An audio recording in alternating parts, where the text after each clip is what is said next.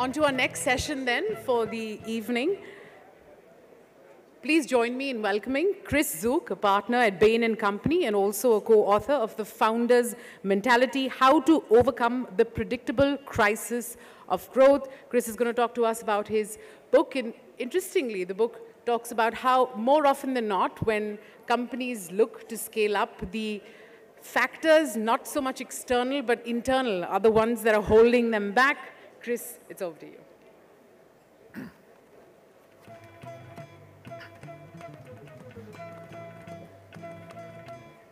Well, isn't that incredible, though? And for me to have the privilege of speaking about a topic like the founder's mentality after Steve Wozniak, it doesn't get any more serendipitous than that.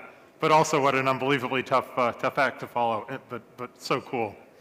I was really struck by the comments of Saguru this morning. I found that they actually lead weirdly well into my comments of today, when he said that the success of businesses in India and the lasting nature by which they can be built is ultimately what will determine the success of all of India. And so I would like to actually reflect on some of that today and share with you some work that we've done over the last 5 years at Bain & Company that's led to this book called The Founder's Mentality. And what it is, it's really a look at the inner game of strategy, of how companies have been built on the inside to last, and how the competitive advantage is shifting radically right now in a way that a lot of leaders don't really fully realize it. And it's shifting, obviously, because speed is more of a premium, technology is accelerating, and how large companies embody that is becoming more significant. And it's very challenging for every single business facing it. I think it's particularly interesting and important to India. In the work for this book, I traveled with my co-author to 40 countries, and we talked to about 200 people. We did many other things too. And I made quite a number of trips to India and spoke with a large number of promoters and founders in India. And if there is a country in the world that was built on the back of founders and promoters and that will succeed in the future because of founders and promoters, honestly, I think it's India. I've had the chance over the last 10 years when I was living in Amsterdam before moving back to America to spend considerable time in India in 15 extended stays. And every single time I come, and every single time I meet with the business leaders and the promoters and the executives and the people at the front line, the more convinced I am of that. Because of the time of the day, because of the material, because I had to follow Steve Wozniak, I'm going to use some slides and images which will hopefully keep us all a little bit more awake at this time in the afternoon. I basically have three messages today for you. One, that the deep roots of competitive advantage are changing rapidly, more rapidly than leaders recognize today, and that this actually presents enormous opportunities for every single company in this room, as well as some bigger risks to take. Second, that despite the forces of disruption that we talk about all the time, they proliferate the newspaper, the barriers to profitable growth today are actually more internal. That there are things that one can control, we now believe at Bain, more than ever, and thus, paradoxically, more predictable too. And finally, the relative success of companies in the face of these disruptions will increasingly be a product of their ability to maintain what I will call the founder's mentality and what I'll describe to you today. This phenomenon of speed is the reason we kicked off this work about 5 years ago, because we felt things were really changing in our clients. And there are so many charts showing it. My favorite one is this. You've probably seen this, but it's amazing to me every time I see it.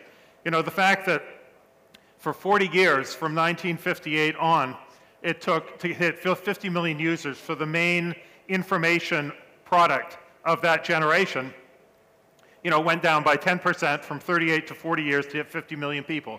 Yet in the last 10 years alone, it's gone down by a larger percentage, and we're now down to a point where in 0.3 years, roughly 3.5 months, technologies are hitting 50 million people in penetration.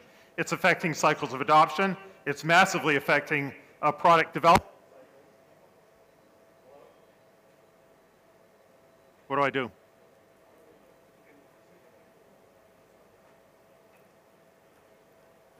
I'll keep going with this, but I'd rather have a handheld device if I can. You know, oh, is that okay? Should we? Okay, it's back on. Thanks. And it's radically affecting product development cycles. You know, but the speed is also creating new ways to compete, and it is in technologies creating new ways to compete and new forms of competition, of which the fastest and the ones that we think about the most are these. You know, never in history have we had so many large businesses that essentially don't own the assets that are absolutely core to them. You know, Uber owning no vehicles, Facebook owning no limited content, you know, Airbnb owning no rooms, and obviously India has an equivalent, whether it's Oyo or Flipkart, for every single one of these. What that is driving, I think, are a couple of amazing facts. You know, one is we've been tracking this at Bain & Company. We've been finding that every single period of time over about the last 3 to 4 years, going back for the next four, the previous four, that the speed in industry after industry to scale, to hit 2 billion, to hit 5 billion, to hit 10 billion, is being absolutely shattered. Competitors that were once very small and would seemingly be companies that would never be able to compete with the giants are actually coming out of nowhere very quickly. And so what we're finding in surveys that we're doing of executives, which is always kind of surprising to audiences, but I think a very profound number, is that right now 60% of senior executives in the world, we've probably done this survey 35 times across many, many countries, 60% on average say that in 5 years only, not that long of a time, their main competitor that they are worried about and watching closely is going to be a different company than it is today. I mean, talk about the power of needing to be able to adapt and be self-aware and not to fight the future, but to embrace it. That's it. What that in turn is doing is something we also haven't seen at Bain & Company before. We have a database of 8,000 companies that we've tracked around the world for 30 years. And we use it to ask simple questions like, what are the odds of achieving 10 years of sustained and profitable growth at a modest level, a little bit above GDP, and coming close to your growth plans? Almost every company we know aspires to those levels of performance. And yet right now, it is as low as we've ever seen since we've been tracking it. It's less than 1 in 10 companies achieves basically what every single company targets. And the reason isn't that they can't do it for a short period of time. The reason is that it's very hard to sustain profitable growth for 10 years because of the need to adapt and the challenge of doing that. So we asked the question, all right, well, what are the barriers? What are the challenges that executives see and that we see? And we looked at this in many ways. We held 10 seminars around the world in what we call the DM100, the Developing Market 100, which were 100 companies of maybe $500 million or more that aspired to scale to be very large, and the CEOs. We did a survey of 350 executives around the world. We mined our Bain archives of hundreds, maybe thousands of case studies, and Jimmy and I traveled the world and talked to 200 executives. And when we boiled it down, all of it triangulated to the same thing, again, that we had never really seen before. Right now, despite the fact that the outside world seems to be changing and so uncertain, ironically, those executives feel that the barriers that they face in 85% of the time to achieving their plans were actually internal. They were internal. They were things that were deep, maybe had deep root causes that pre-existed in the company that either were necessary to adapt or necessary to see change or necessary to mobilize fast enough to experiment or necessary to innovate or necessary to build the right capabilities. But whatever it was, they felt now that there are opportunities in the future, but particularly by diagnosing where they're breaking down in the marketplace in areas they aspire to succeed. 85% of the time, that traces to deep inner root causes, which I think is very interesting. Because, you know, so much of our science of business is external. A lot of our science of business is, you know, that we can track market share, we can track revenue, we track, you know, customer loyalty in many ways, customer segmentation, loyalty by segment, on and on and on. The number of measures, the amount of science on that is profound. And yet, if you ask yourself, in a deeper sense, what are the measures of the inner health of an organization that will allow it to adapt faster, to embrace change, to take those risks? What are the measures of the inner health? It's actually very hard to know. You know, as an older guy, I take my physicals very seriously. And again, for that, the measures of my inner health are very clear, very well defined. And so what we did at Bain is to go on using that data and using the analysis I just described to try to answer a question: can we come up with a more rigorously defined, almost predictive examination method to look inside at the soul and activities and energy of a company and make a judgment on its inner health? So we came up, after a lot of work, with 3 things that we called the founder's mentality. On the one hand, that when I describe them, they will look very clear, and that was what we wanted to do. On the other hand, they're very hard to achieve, but they're all things that you can find and identify and measure. The first one we called insurgency. You know, every founder, particularly every really successful founder, went into the business. I mean, think of what Steve just said. Went into the business because he wanted to create this computer for himself. And they had an insurgent purpose. They had something that they wanted to go to at war with the industry or at war with its standards. And as companies grow, they can lose their purpose. They can become just another bank, just another insurance company. There's an amazing statistic that only 13% of people in North America, and I think it's true worldwide, feel any emotional connection to the company they work with or to its purpose. And yet, if you do feel that kind of energy, you are, we've researched this too, 5 times more likely to offer an innovative idea or to spend your personal time on the weekend, let's say, answering a customer issue. And it is hugely powerful if you have that force with you and you don't. And only 13% of people have that. That's element 1 of the founder's mentality. And it's about building something for the long term, which is motivating. It's about having something spiky that is special about you, like Nike, about performance. You could say it's just rubber-soled athletic shoes in 1973. Who cares? How boring. On the other hand, the people who work at Nike, where I've worked quite a bit, feel intensely inspired. And it's around their sense of insurgency, which has been kept alive. It's at the core of why they've succeeded for so long. The second element is what we call frontline obsession. You know, every founder, just think again about what Steve was saying about building the computers, knows and loves the detail of the business. They have an amazing intellectual curiosity. I heard just last night about MS Oberoi opening the new Oberoi Hotel just around the corner, and being there well after midnight, well into his mid-90s, still inspecting the room, looking at the length of the bellman's trousers, etc. You know, that intellectual curiosity is what drives innovation, and it's what drives excellence. And it drives innovation. There's an MIT study which showed that 94% of ideas that are innovative don't come up from a corporate office or even from looking at competitors. They come from ideas that are generated by frontline employees, often in the customer or often with the customer. And when the frontline, and so we did some work on loyalty. And what you find is that there's like fish rot from the head down. Organizations erode from the bottom up very often. And the employees who are the most dissatisfied are ironically the frontline ones who are closest to the customer and who are in direct contact with the most important innovative ideas and would have to implement any change in a world that's moving faster. And that gets lost over time in many companies. As they build layers, as power moves to a corporate center, you get the picture. The third element of the founder's mentality is what we called an owner's mindset. You know, every founder views the company as their baby. They're willing to get up and think about it all night.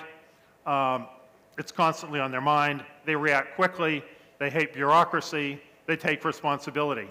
Yet as organizations grow and become more complex, it's very easy for people to look good with PowerPoint instead of being necessarily good. It's very easy to avoid responsibility and not to take it. And above all, complexity sets in. Complexity, the silent killer of growth, slows everything down. Those are the 3 elements of the founder's mentality. We have a website that you can go to for free, which has diagnostics and things like that. It's foundersmentality.com. Feel free to use it. You know, even do a survey of your company or your business around these questions. and see what you find out by level about whether you really whether people believe you have these elements of the founder's mentality, all of which define the core, the soul of a company.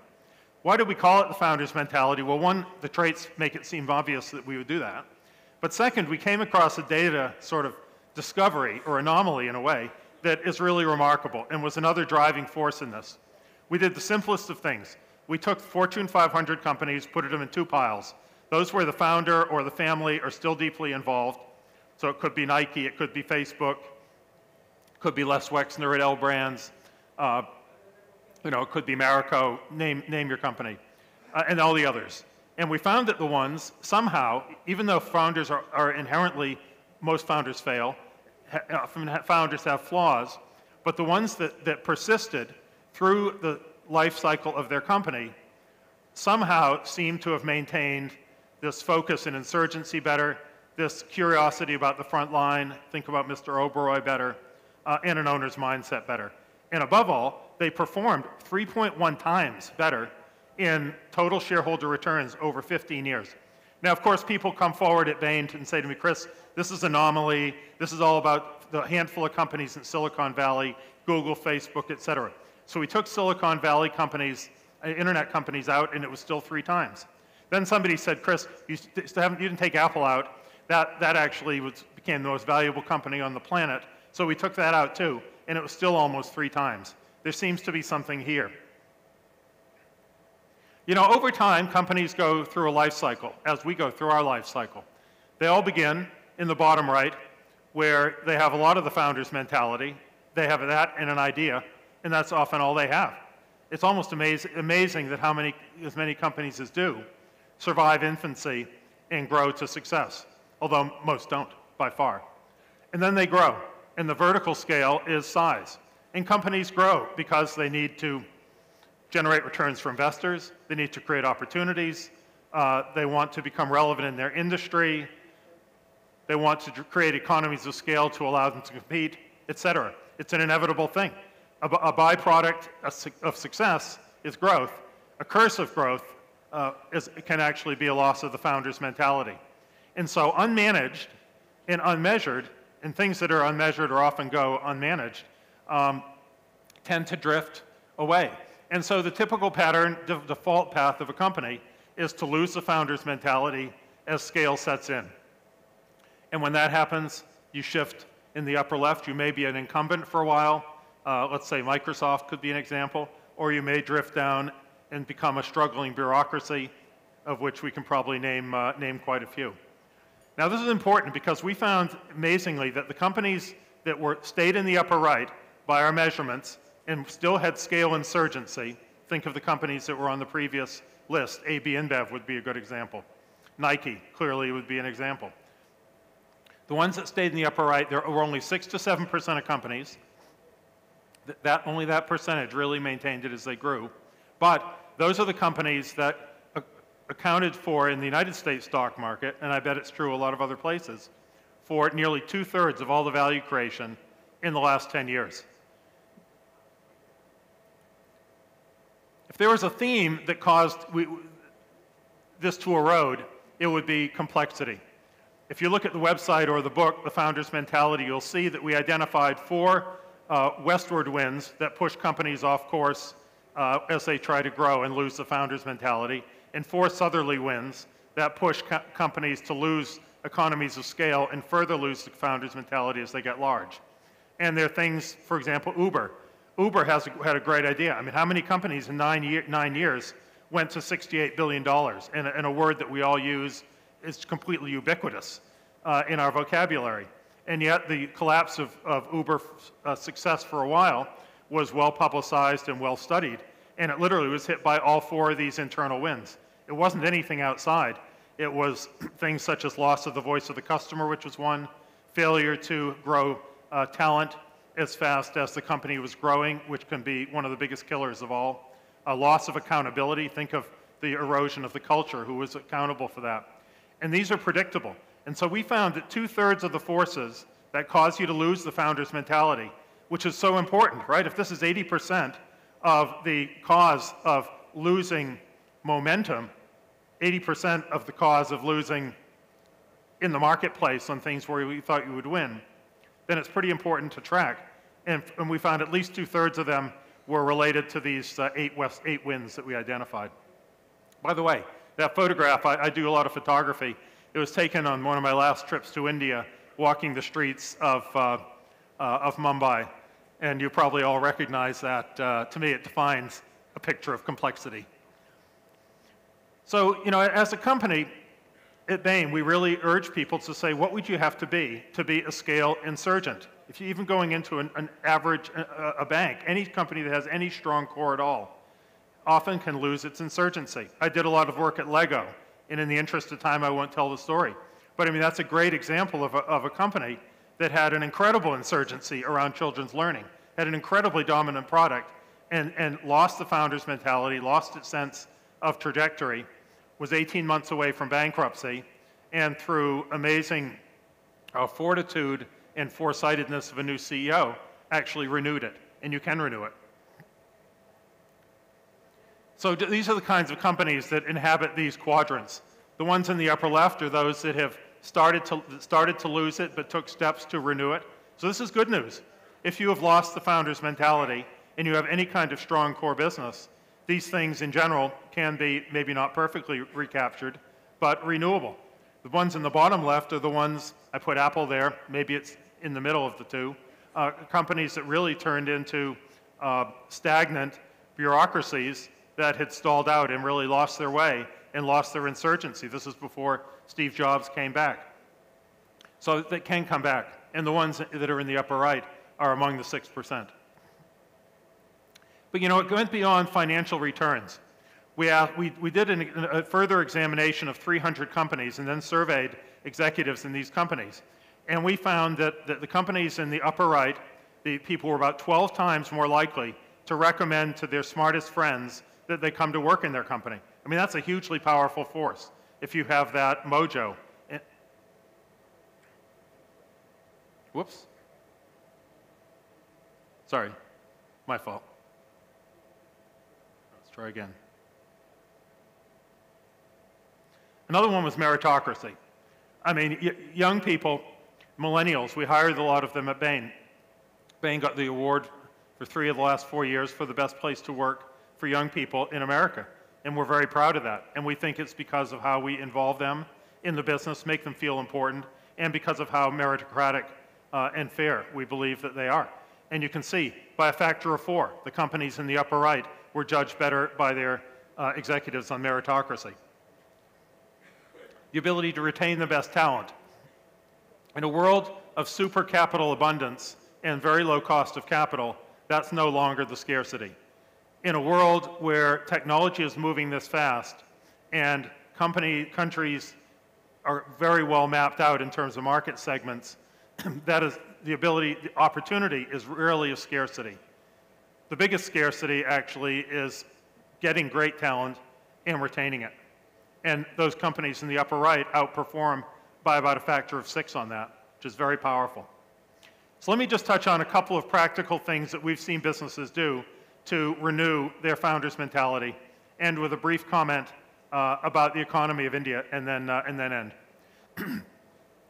So we've cataloged dozens of things you can do, and you can just imagine what they would be: to recapture your insurgency, to get closer to the front line for leadership, from sending people back out into the stores who are spending too much time in the office and looking at their calendar, to many things, to changing the compensation system so they have an owner's mindset like the world of private equity.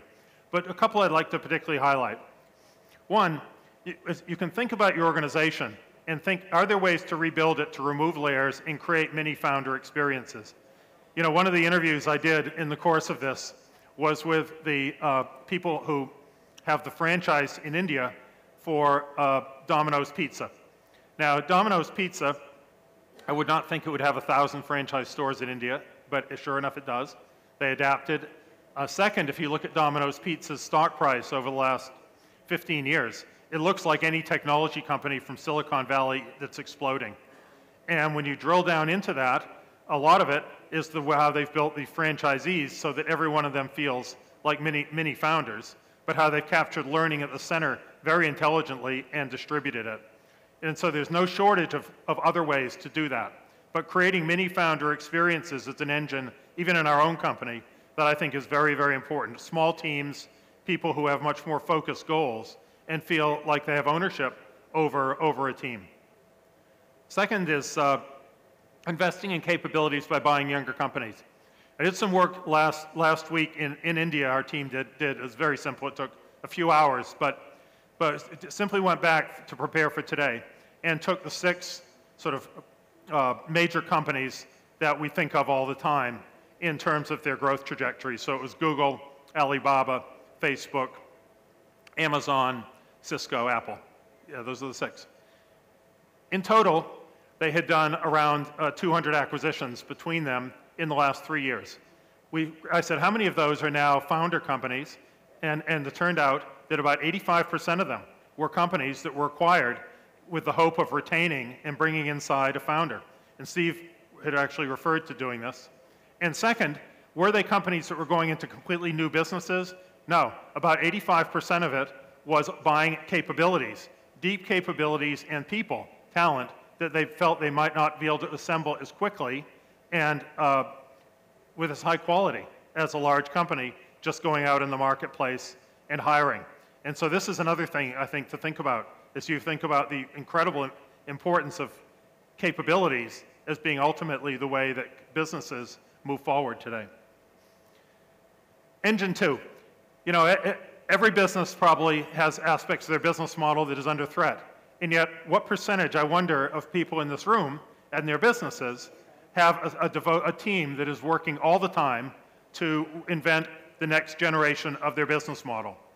It could be something even as simple as what the Yongwei brothers do in China, which is a chain of supermarket stores that differentiates itself by the very freshest products. And they have red and green stores. And the green stores are the innovation stores. And they periodically reboot those stores and put in every possible new idea and innovative technology to recreate the store of the future. And then take the things they can shift into the red stores. Maybe you even look at Watson at IBM as a way of developing Engine 2 in artificial intelligence. And finally is something that's been sweeping through Bain, and an idea I'd like you to really think about. You know, it used to be you could execute on a strategy. Let's say you're AB InBev and you're going into China and you want to sell a new category of beer. Well, you could train the whole sales force. You could go to every city and advertise. You could pump the beer into every single warehouse. Or you could do what we're calling Microbattles, which is to pick, let's say, 2 cities and 3 bars in each city, and assemble a team with the rules of Agile, with very fixed deadlines of 3 or 4 months, and reporting every few weeks, and really your franchise players in the company.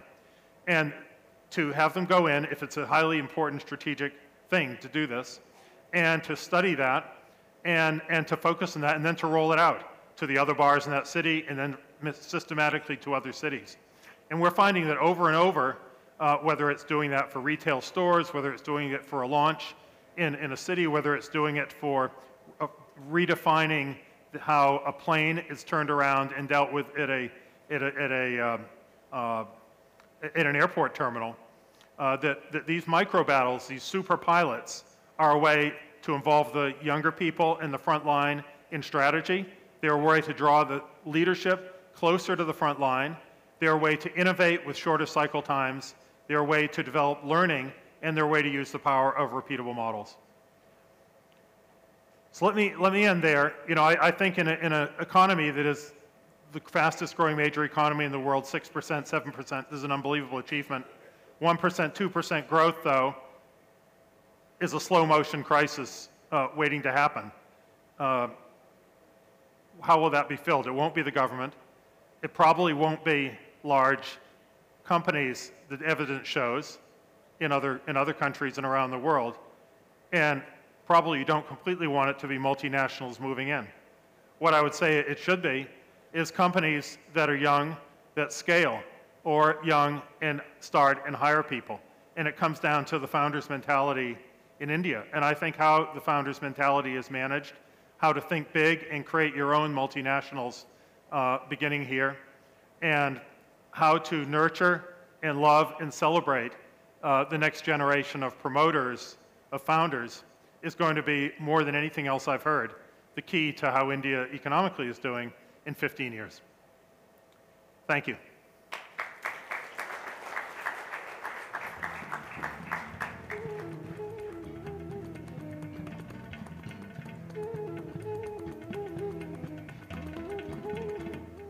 Thank you so much for that, Chris.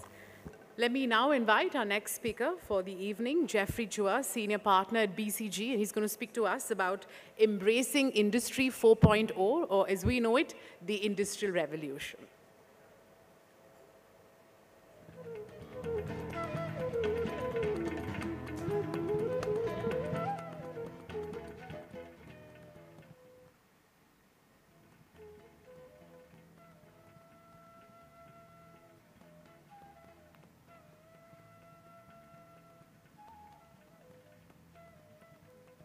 Trying to make sure the technology works.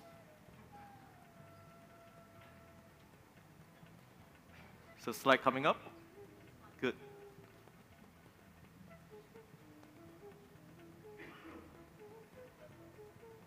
Excellent. Over the last 200 years, we have experienced 3 industrial revolutions. And we are now at the cusp, at the early journey of the 4th industrial revolution, which we call the Industry 4.0. Now, for every industrial revolution, there were naysayers, early adopters, mainstream catch-ups, laggards, and left behinds. And it will be no different for Industry 4.0. So the question for us is really around who will win Industry 4.0. And for us here today, at this place, the relevant question is, can India and Indian manufacturers win in Industry 4.0? As someone from Singapore, I look Chinese, but I'm from Singapore. And I work with manufacturers in the US, in Europe, in China, in Southeast Asia, and in India. I will submit to you that India and Indian manufacturers can win in Industry 4.0. In the first industrial revolution, which happened about 200 years ago, the winners were players who tapped into new power sources, steam power, to industrialize production. In the second revolution, the winners were players like Ford, who mastered mass production technologies. In the third revolution, which started in the 70s and 80s, it is players who mastered automation, software, production at scale, global supply chain management. For each of the industrial revolution, the amount of complexity that the winners needed to master has gone up tremendously. The impact that the value that the winners accrue also has gone up tremendously. But the time to capture all this impact and the time for winners to emerge reduced tremendously. And it will be no difference for the 4th industrial revolution. Winners will be players, leaders who can integrate the physical system and digital system to transform their model, to transform their people. And I'll submit to you in 10 to 15 years' time, some of the manufacturing leaders that we see here in the world may disappear. You will have a class of new leaders, you have a class of new winners, and these are people who have grabbed the opportunity to transform. Now, what is Industry 4.0? You have read a lot about the different types of technologies. I'm not going to talk about the technologies, but I'm going to talk about what the technologies can do for you. This will be your typical manufacturing plant. You have a raw material supply that probably has some form of just-in-time inventory management. You have some components making and machining departments that have some form of specializations and automations. You would have an assembly line that optimizes for monoline operations. And you would have a control tower that collects data at the end of the shift, at the end of the day, at the end of the week, at the end of the month, look at those data compiled and look backwards and see what can I do differently. In short, the Industry 3.0 line, one that's optimized to produce one thing efficiently, but one that's not very flexible to adopt changes in demand, disruptions in supply, bottlenecks in local parts of the production chain.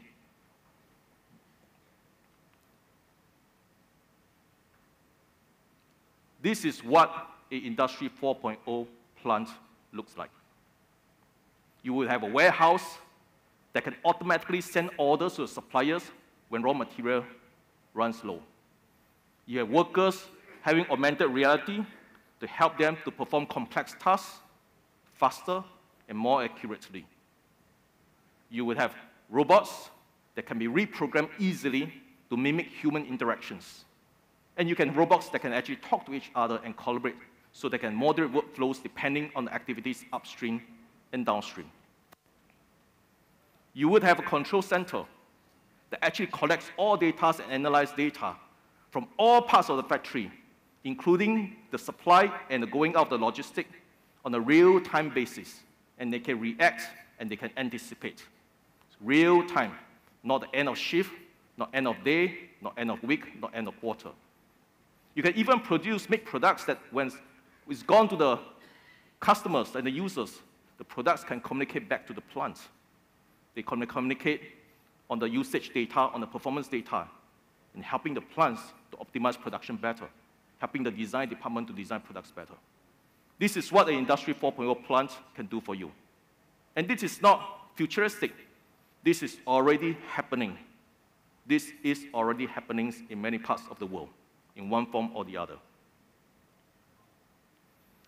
Now, we talk about technology.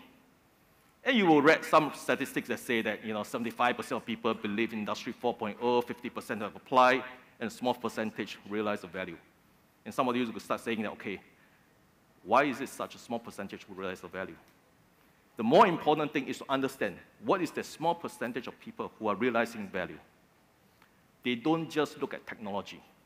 Technology is an enabler.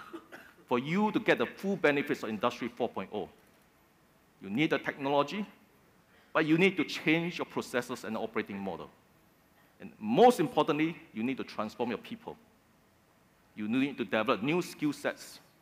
You need to organize team differently. You need to change decision makings to be much more data-driven. You need to be much more collaborative on the factory floor. So if you just look at technology alone, it will not pay for your investment.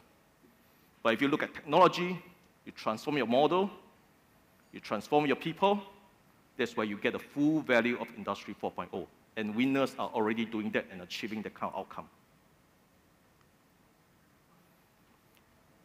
These are real impacts. I'm not going to go into details here. But what I want to impress upon you is the following. Companies who are applying Industry 4.0 the right way are realizing real impacts. And the message I want to deliver to you is the following.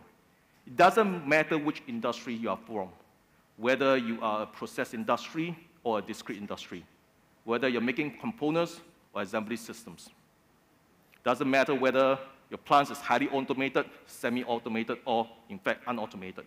Doesn't matter whether you have JIT in your inventory management, whether you adopted Kaizen, whether you adopted Kaizen Lean. The point is that there's an Industry 4.0 can apply for every industry, no matter where your starting point is. You can extract value no matter how unsophisticated or sophisticated you are. Now, Industry 4.0 matters not just only for companies.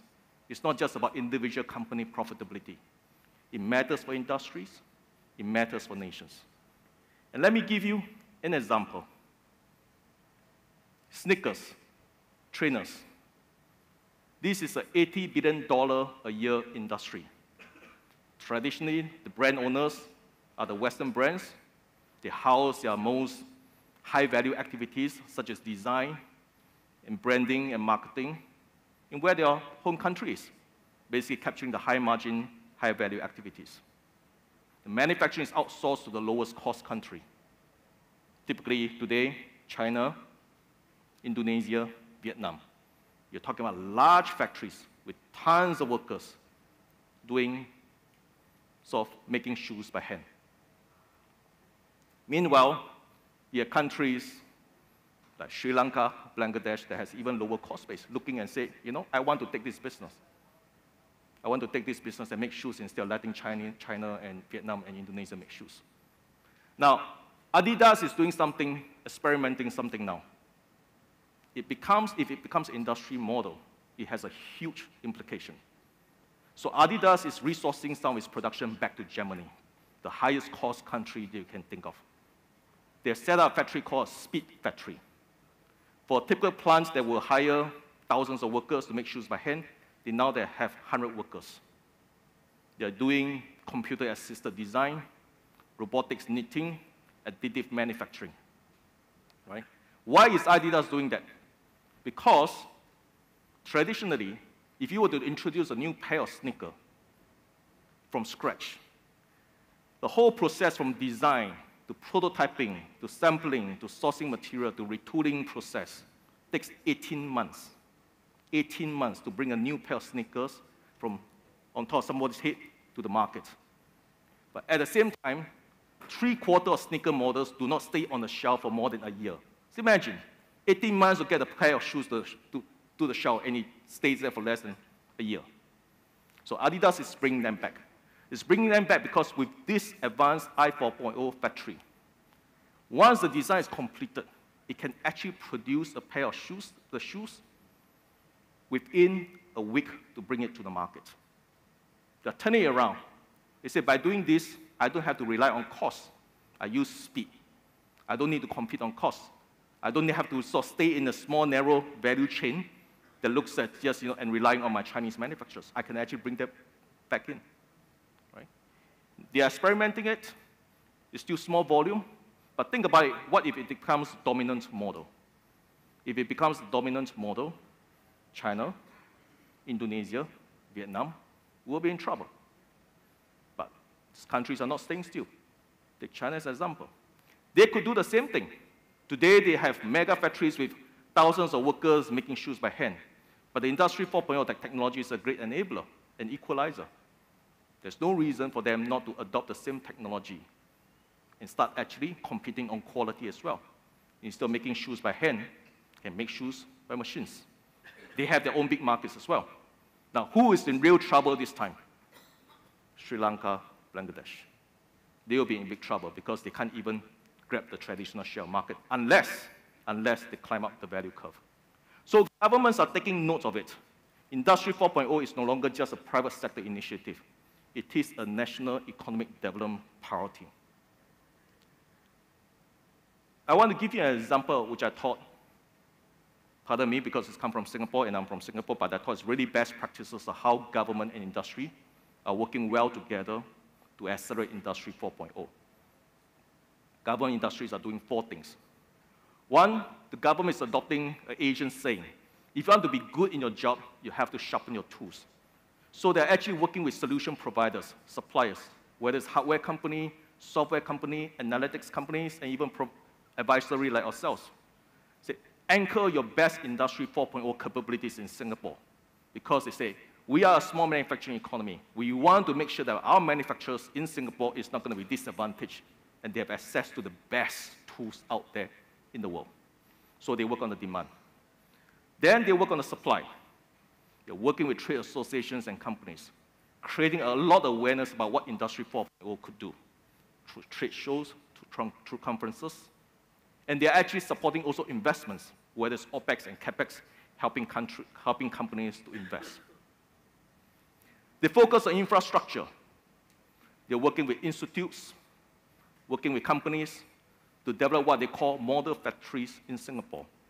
Essentially, these are mini factories that showcase how Industry 4.0 technologies can be applied in the actual manufacturing environment. So as to provide an immersive environment for management and factory workers to understand what Industry 4.0 could do. As a matter of fact, we, BCG, together with a research institute in Singapore, has developed a model factory in Singapore. They really focus on how can you use data to optimize your productions. And then they work on the manpower. They provide a lot of support to upskill workers. They work with the suppliers to develop programs. They launch trainer schemes, and they support companies, workers, and management to come to this type of training in order to upskill and to reskill. So they are not taking living it by chance, working really, really closely with the industry on the supply, on the demand, on the infrastructure, and on the people. Now, I want to come back to the question that I posed earlier on around can India and Indian manufacturers win in Industry 4.0? Yes, you could win, but how? Now, I've heard a lot of comments. We have legacy processes and systems that you cannot imagine. We have workforce that are relatively unskilled that you cannot imagine. We have suppliers that could not catch up with us. How do you work with Industry 4.0? You are not alone. Lots of countries actually grapple with that. I would submit to you that you cannot take a wait-and-see attitude, because if you wait and see, the people who adopted Industry 4.0 earlier and transformed themselves would have moved miles ahead for you that you can't catch up. It also doesn't need to be an all-or-nothing approach. In fact, the best thing that we have seen in leaders, emerging winners for adopting Industry 4.0 are people who take a phased, agile approach. You don't need to take your whole network of factories. Take one factory. Maybe even take a line. Or maybe even take a station within the line.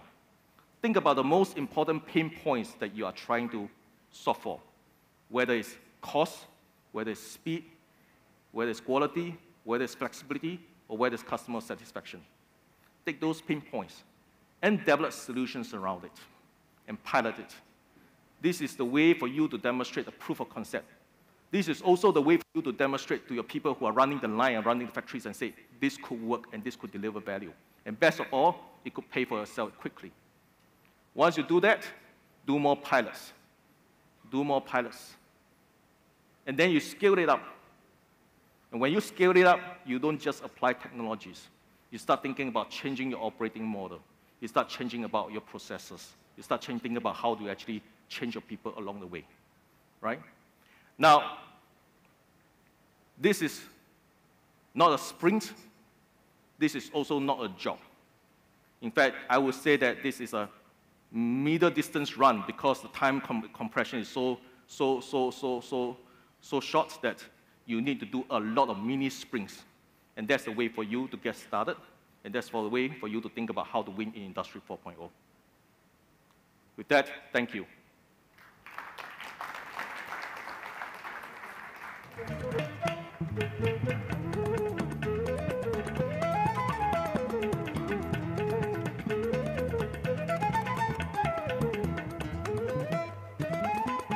Thank you so much, Jeffrey. On to our next chat then for the evening. He's the chairman of the world's largest media buying and planning firm, Group M. Irvin Gottlieb oversees more than $100 billion in media billings each year. But it's a question that I often wonder, what's the future of ads, given that most of our attention spans are shrinking? Well, that's just one of the many questions that my colleague Sonali Krishna, anchor and editor at ET Now, will put forth to Irvin Gottlieb. Please welcome him, Global Chairman of Group M.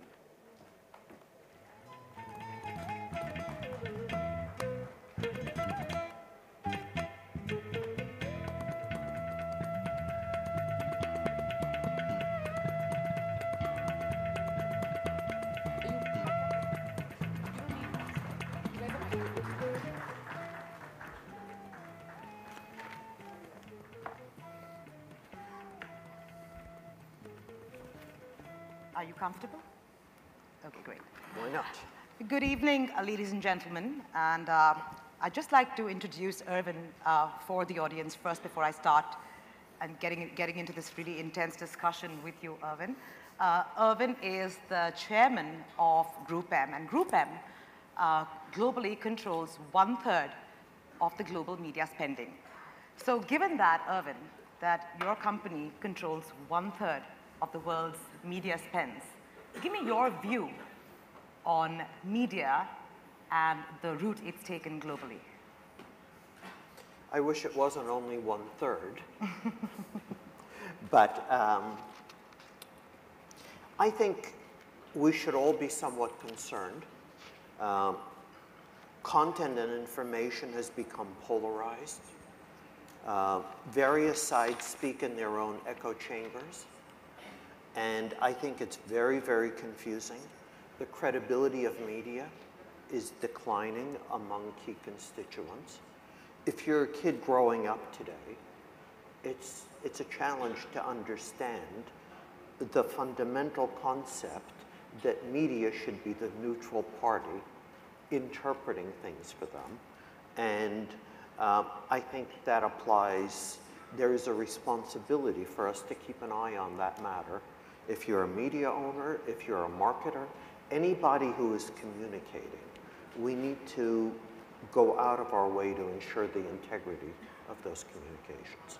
And you're saying that you see a big change in the way media has evolved globally from then and now? I think certainly in the last 10 years, there has been a shift. Give me the key differentiators.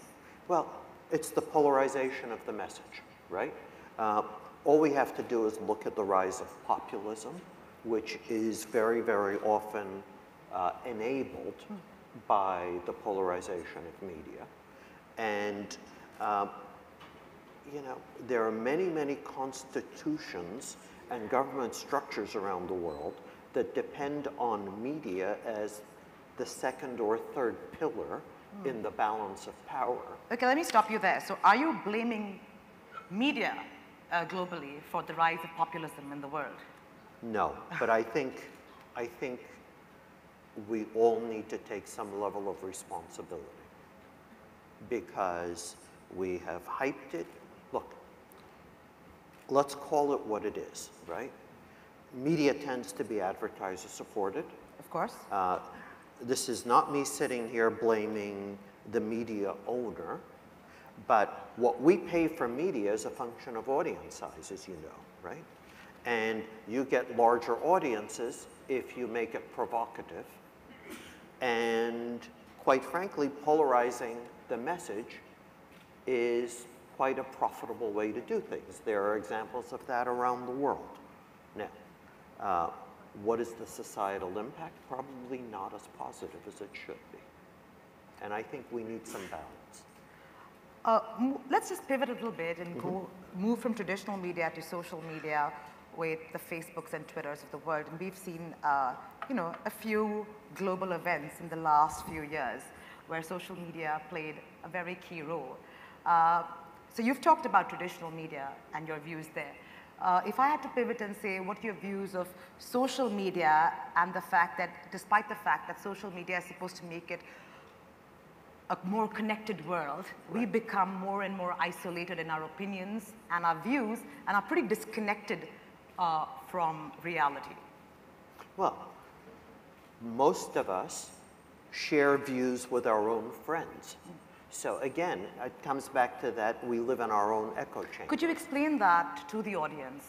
You know, if your circle of friends largely shares the views that you have, you limit your exposure to the other perspective, right? Everything in life is always about balance. And none of us are getting that necessary balance. And it's troubling. Which is why all of us probably betted on the wrong candidate when it came to the US presidential elections, or all of us, you know, assumed a different outcome for Brexit. I think that both of those outcomes were misread because certainly in the example of Brexit and the US election, those constituents that supported the side that won tend not to respond to polling quite the same way. And there are lots of complex reasons for that. But the polls misread the situation, clearly.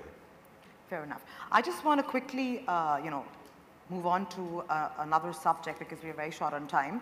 You know, you've been very openly talking about the fact that brands are under-investing, and they've been under-investing for a long, long time, right? Over a decade or so. It's probably 2 decades. Probably 2 decades? It's probably 2 decades. It began slowly and it has accelerated.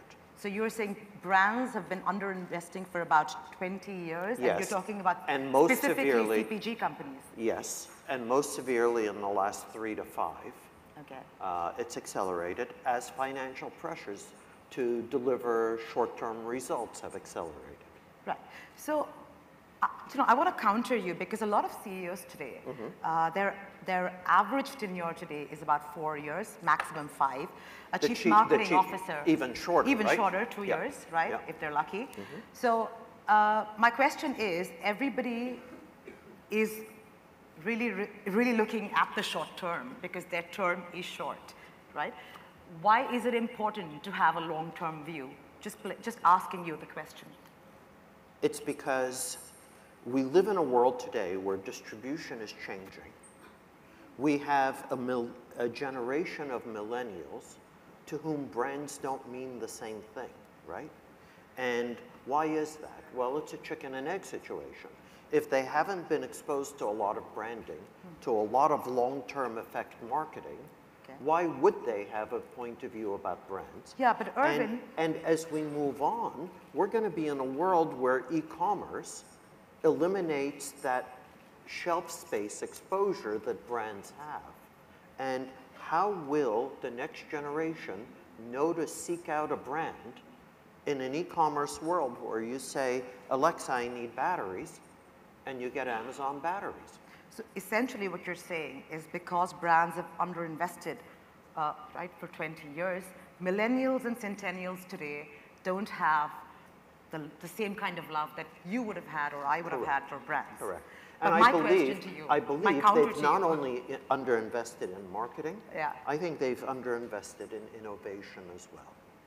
Yeah, okay, fair enough, we'll get there. Yeah. But if you say that, my counter to you is today, when we live in an age and era where the average lifetime of a company is as short as 15 to 20 years, and there are many cases, and the most recent case in point for all of us sitting here would be Nokia. Why does one need to, have all those fundamental rules of the yesteryears? So, Kodak, Nokia, Xerox, Motorola, right? The pillars of the 1990s all disappeared, right? I don't think any CEO should aspire to have his company go that route. Marketing is only one component. Disruption is the other component. Sure. But you certainly don't build long-term brands by doing highly tactical, short-term, transactional marketing. And, look, I use this line all the time. If the first time that any of us saw an ad for a Mercedes was when we were 40 years old and could finally afford to buy one, it's too late. If you don't create aspiration in the 12-year-old child, you're not going to sell them a car when they're 40. And now, one might argue in a disruptional context whether that has any relevance today anymore. I'm going to come to that next, yes. But that's where you start. Coming to the big game changer and the big disruption we're going to see in the future decades, I want to talk about AI and how that's going to disrupt almost everything that is close to us today. Let's start with auto. Well, I think it's less AI, and in my view, disruption is something that every business is going to face. Okay. Period, right? Tom Friedman, who writes for the New York Times, famously said, and I'm paraphrasing because I never memorized it, but today, if it can be done, it will be done. The only question is, will you do it, or will it be done to you?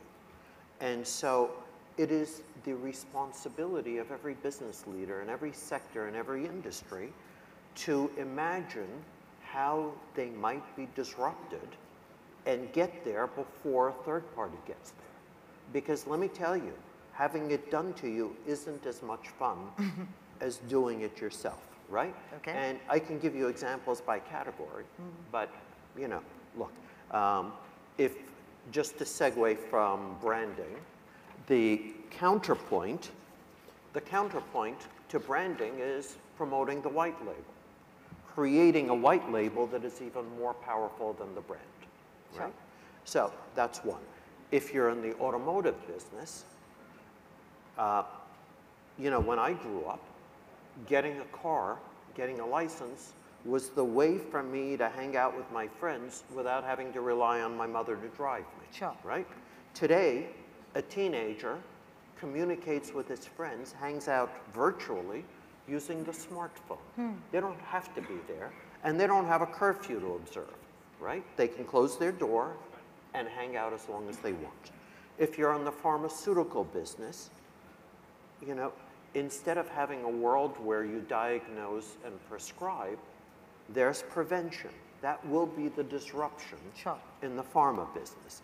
If you're in the, I mean, you name a sector. If you're in banking, it's auto. I want you to talk about auto. Okay, so auto, you know, there are some projections out there. Let's take US numbers. Yeah. 17 million cars sold in 2016. Just over 16.6 million in 2017. There are some people who forecast 8 million units of sale in 2023. Wow. That's in a business that has high capital costs. I mean, factory capacity has not been paid for. The cost of those factories has not been amortized. That is an industry that has historically built cars whether there was demand for them or not because they had to pay for the factory capacity, right? They're facing an existential challenge. Right. So when we talk about AI, we're all pretty aware that corporate greed will always, you know, grab productivity. And so, of course, all machines... Certainly the last few decades have suggested that the role of technology and the role of improved productivity has simply stratified wealth. It has not accrued to the benefit of the bottom of the pyramid in our society. So I want you to quickly crystal gaze and tell me what the future will look like. I'm troubled by that future. Okay. I'm troubled for it. I really need to set a context because there's some people who have a very, very utopian perspective. Okay. And after all, what could be bad with artificial intelligence, right? It supplements ours. It does our work for us and all that. Well, that is the utopian view. It is far more responsible for all of us to anticipate the problems vis-a-vis the benefits and to ensure that we have taken the necessary steps to prepare for it. And so, you know, what are the implications to our labor force?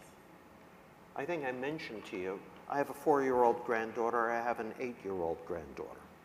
One day, no doubt, they'll come to me and ask me what they should do when they grow up. I don't have an answer for them because there are so many careers that are going to be impacted. I mean, take our business, the media business. It's going to be impacted. Why? Because the practice of media is highly algorithmic and it is very highly heuristic. And those are processes that computers can learn. Sure. Those are processes that computers can, where computers can replace people, right? I'm the guy who probably wrote the first several generations of code for our industry. It is troubling to contemplate what's going to happen. Accounting is a highly rules-based practice. Medicine is a rules-based practice. Plumbing. I mean, you know, think about this. You have a leak under your sink. You have to empty everything under the kitchen sink and climb in on your back. Your eyes are on your head, which is the wrong place for plumbing. And your hands, you only have 2 of them. You probably need more. One of them has to hold the light. And your hands aren't designed to do plumbing work, right? A robot could have its eyes in its hands. It could have as many hands as are needed and could do it in a fraction of the time. So, Irvin, what are you saying? It's all doom and doom? I don't say it's all doom and doom. What I will say is it is likely to be doom and doom unless we begin to contemplate the implications now and begin to prepare for it, because governments have never been particularly good at regulation. Sure. I've never loved regulation particularly, but the one thing that scares me a bit is the people who are charged with circumventing regulation are always paid far more than the people who are paid to develop the regulation. And so we have to have a much more proactive and a much more conscious process to anticipate and deal with these issues. Well, on that note, Irvin, lovely chatting with you, and I hope the audience has enjoyed your points of view as much as I have. Thank you so much. Pleasure.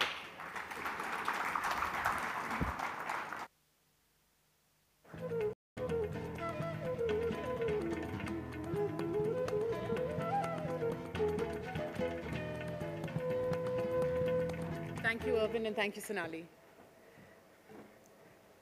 Ladies and gentlemen, we're going to jump straight into our next panel discussion. Indian Startups, the Sustainability Challenge. Please welcome on stage. First, I'd like to invite the moderator for the evening, Archana Rai, Editor South of the Economic Times. And of course, joining her on stage will be Deep Kalra, founder Make My Trip, Sanjeev Bikhchandani, founder Naukri, Kalyan Krishnamurthy, CEO of Flipkart, and Bhavish Agarwal, co-founder and CEO of Ola.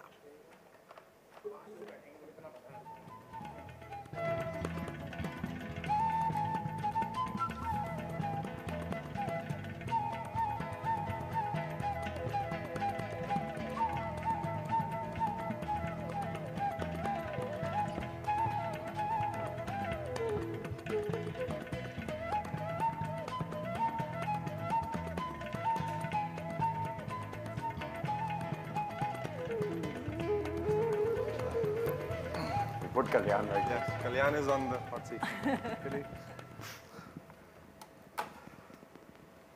Good evening and welcome once again to the 4th edition of ETGBS 2018. We have with us a stellar panel of startup investors, entrepreneurs, executives here at a time when it is a momentous period for the Indian startup sector.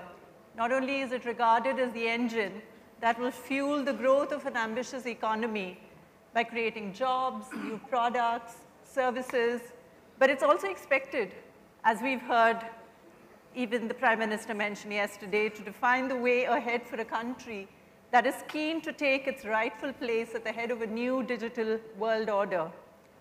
For startups, therefore, as Charles Dickens famously said of another time, these are both the best of times and perhaps even the worst of times. They bear the burden of great expectations, but they also have to combat severe competition, cope with technological change, and deal with the challenge of regulation as they seek to build large, scalable businesses. So I find all of these we have here today as our guests are people who are in different ways dealing with these challenges. And Bhavish in particular, many of these are challenges I think your company faces most. I think all of us face the challenges together. Yeah. I think we face a challenge getting a cab from him. Yeah. At the end, the guy is saying, "Kidhar ho, sir? Kidhar ho, sir?" You need to pay more, Deep. We need to move Ola Premium. You need to buy the Ola Select. Ola Select. So how do you stay ahead? You have a large competitor, you have global ambitions. See, I think what is the advantage an Indian startup has, right? It is the local knowledge of the country. And Indian context is very different from global context in so many ways. You know, the customer is so value conscious. You know, many of us, most of the global companies would feel the customer is price conscious. But we Indians understand that we are value conscious. You know, we want value, but at a low price. Now, to deliver that value at a low price, you need to really innovate on the cost side. You need to make sure you go deep on the supply side, innovate on cost structures, reduce the cost structures, deliver value at a price and make your margin. So these are things which most global companies don't really appreciate in the Indian reality, right? Even when they look at other Asian countries like China or even Southeast Asia, those countries still have a very different disposable income profile and a very different back end in most consumer industries. But you know, the opportunity for Indian startups is then to build a business model which is able to provide that value at a low cost structure. And that's what I think all of us on the stage today have done in different ways in our own industries. Kalyan, you're steering what is arguably, the second phase of India's most valuable startup. What in your view are the biggest hurdles? And before we begin, I've been told that we should congratulate you, and in particular, the work that you're doing with Flipkart. Yeah. So, what do you think are the biggest hurdles of the day, really? Yeah, actually, so let me just I want to add one more thing to actually what Bhavish said, just to finish that thought process, and I'll answer this question. One very important thing when you are competing with the people who we compete with, or all of us compete with, an important thing is to focus. I think an advantage we have is that some of the global players come into India and they are a bit thinly spread. They come with a template.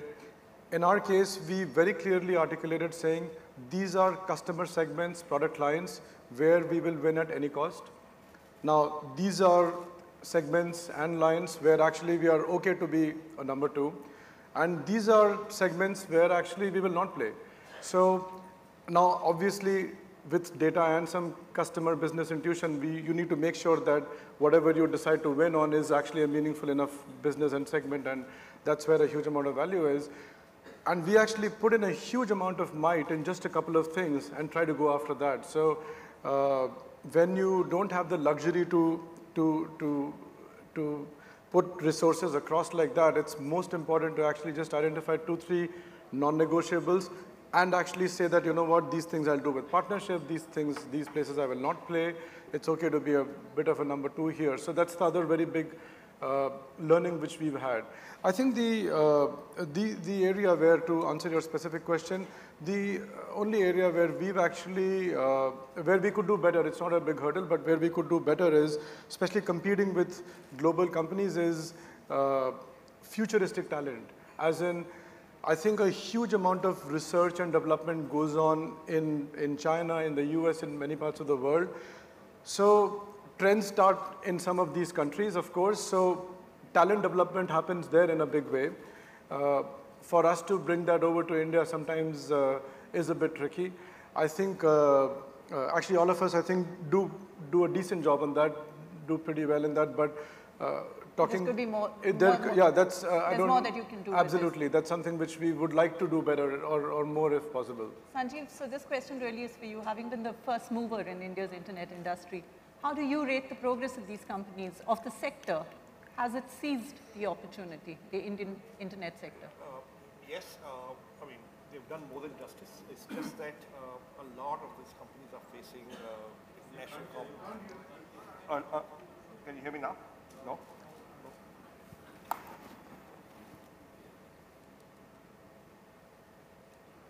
Maybe you can get him a hand mic. Now you can. Can you hear me now? Yeah. Yes, yes. So I think all these companies have more than done justice. It's just that the challenge is not over yet because they are facing international competition which is so well funded that it's a constant sort of battle, and the game is not over yet. And the truth is, game will not be over till your leader, possibly dominant, profitable, right, and growing. And until that happens, the game is not over. And I think there's some distance for that to happen because there's still relentless international competition coming in with lots and lots of capital. There's such a lot of global liquidity that it's causing all these issues. Deep, you were able to build your company and take it through the full life cycle, so to speak. You've sort of gone public. You've gone through a pivot really in the business, so to speak. You've made large acquisitions.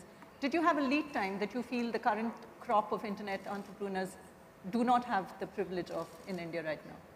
Yeah, perhaps in hindsight, that's fair to say, Archana. I think though the first 4 out of 5 years, so year 1 to year 5 were our dark ages. So clearly we were bootstrapped, which I think all companies should be. You learn all your lessons when you're bootstrapped. Also, I think that's the litmus test. And your back is really pushed to the wall, you get more innovative. We all know that. So while cash has become a competitive advantage today, and I think that's the reality of business, reality of life, I'm not sure you make the best and the most optimal decisions when you have too much cash. And I can tell you from a position, when we have had cash and not had cash. So there's something special about that. But then when we launched our services in India in 2005, prior to that was all NRI, I think we had a small lead time. We had Yatra and ClearTrip launched the same year in 2005. But it really matters. So now people look at Make My Trip, and this is the common man, looks at Make My Trip as a company that's been there for a long time or whatever. In their mind, they're saying, yeah, this company's been there. And I think for Indians, that's still very important. Also, if there was one sector in which trust is even more important than many others, I'm not saying it's not important for product, but you know, at the end of the day, you've created a brand, people know what X phone stands for and X computer stands for and X this thing.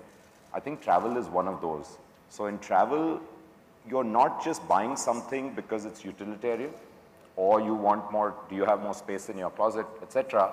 You're actually buying something and you're giving away your time. So you're committing for time, especially when it's leisure travel. So it's really important that you get it right. And as Indians make their first travel purchase, and I don't think anyone in this hall can relate to that any longer, but that's real India, and we're all after real India beyond, what happens beyond 150, 200 million Indians? When you're not comfortable with English, when you're not comfortable with sophisticated apps and products, then what happens? So I think for them, it's still a moment of truth. And when you study consumers who've made that purchase and they're saying, does this e-ticket thing work? They will call up, you know, the travel agent, they'll call up the airline, they'll say, is it all okay? They'll reach 3 hours before for a flight because it's a big deal. And imagine that when you're planning your first family vacation, and if it's overseas, it's a myriad of, you know, areas where you could trip and fail. So I think trust building is even more important. And therefore that lead time in brand building has, I think, really helped. I think you need to be around and you can short circuit a lot of that with branding. But I'm a firm believer that brands are built not because of branding and advertising, but because of experience. And so you can get people in for the first time, but if any of us or anyone else didn't give a good experience, you're not coming back. It's as simple as that. You'll go somewhere else. So you come back because you said, yeah, good experience, still it becomes habit. So we believe in our simple products, we want to just create habit, so which is just ticketing, etc. And the more complex product, hotels and eventually holidays, it's got to be us giving, especially in holidays, we give the experience because we put together the package. Yesterday, for instance, in the same forum, one of the largest investors in Indian internet companies, Naspers, the CEO spoke of the need to ensure that India and Indian startups do not become a digital colony of the US. So what in your view are the, methods that you will use perhaps to ensure that such a fate does not befall Indian startups? Kalyan, you spoke of the need for being at the cutting edge of innovation, really. Yeah, and so I think eventually it will be all about innovation. I think speed of innovation, how meaningful and how local the innovation is. I think if you do that, and I've actually seen that across all the product offerings, if that continues, I don't see that risk at all. Yeah. Sanjeev, Indian startups have global ambitions too. Zomato has gone global. We have Bhavish here who's just launched services in Australia. So what do Indian startups really mean when they talk of a need for a level playing field in a home country? So I think the real issue is asymmetry of capital availability, right? Where the kind of global liquidity that's available with people coming in, right?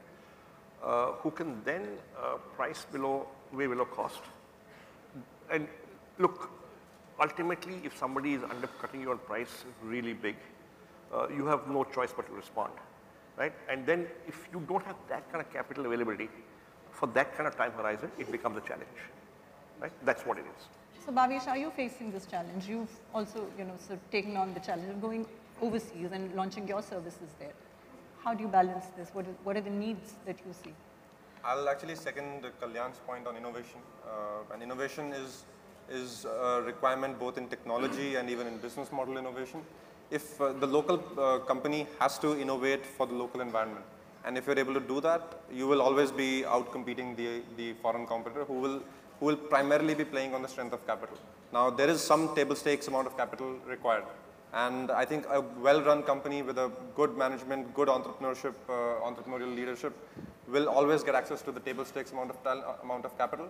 But on top of that, you need to also innovate on the core business model and the technology to make sure your capital is much more effective.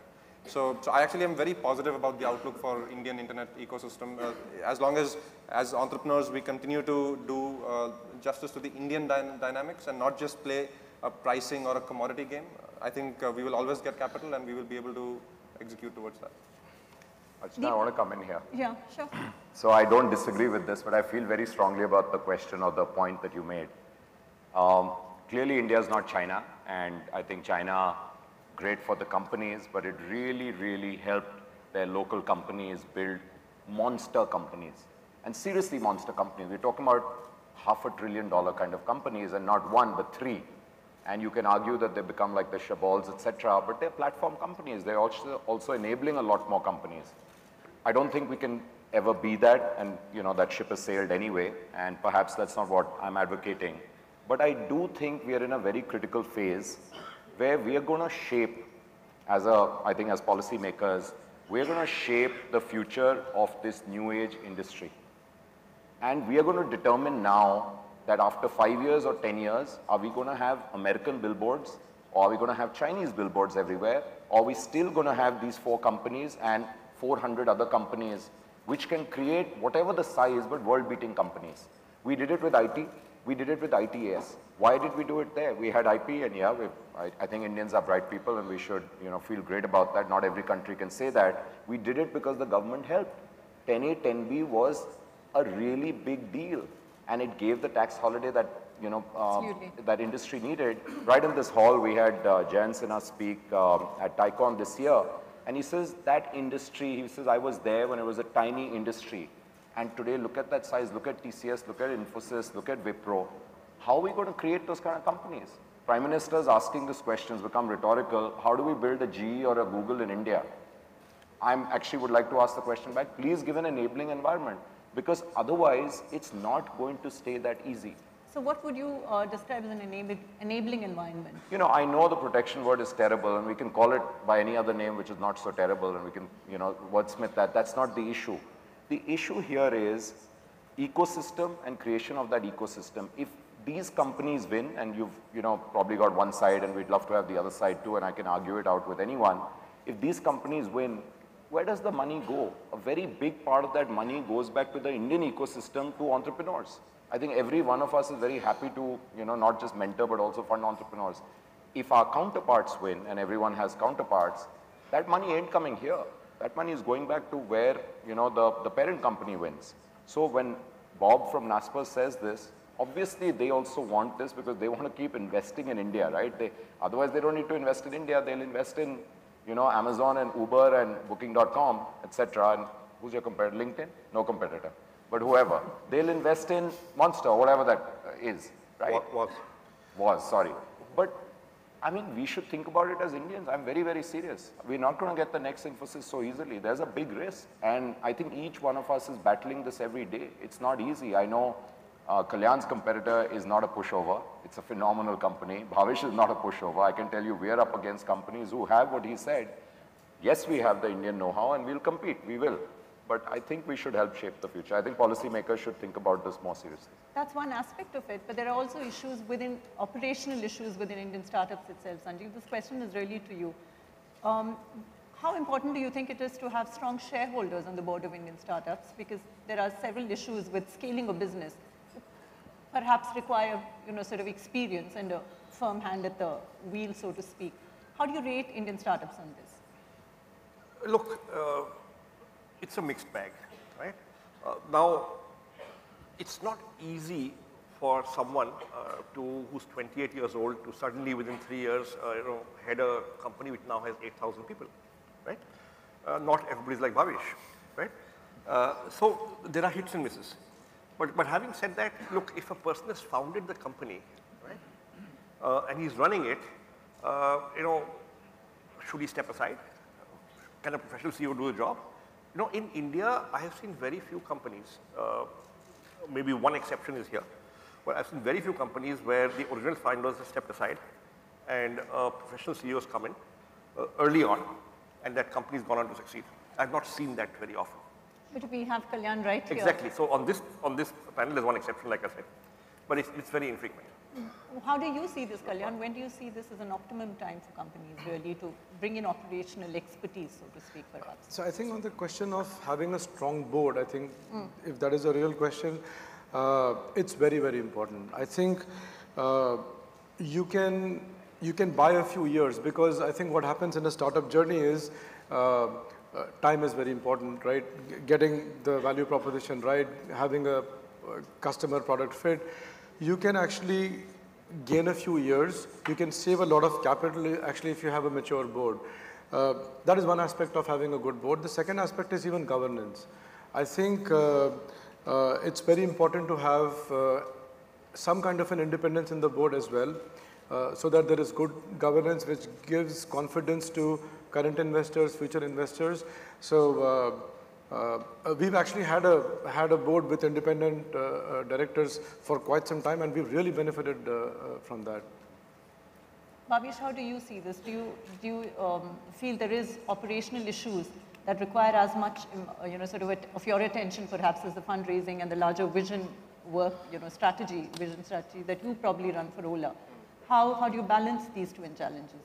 So I'll actually want to add something to the board point. I fully agree with Kalyan that it's very important to build a strong board and a strong governance system.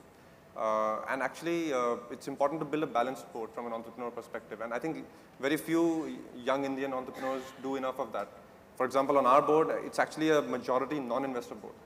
So it's important to have people who are not just the investors, because the investors, while they get some global perspective, they also are constrained from an operating know-how perspective.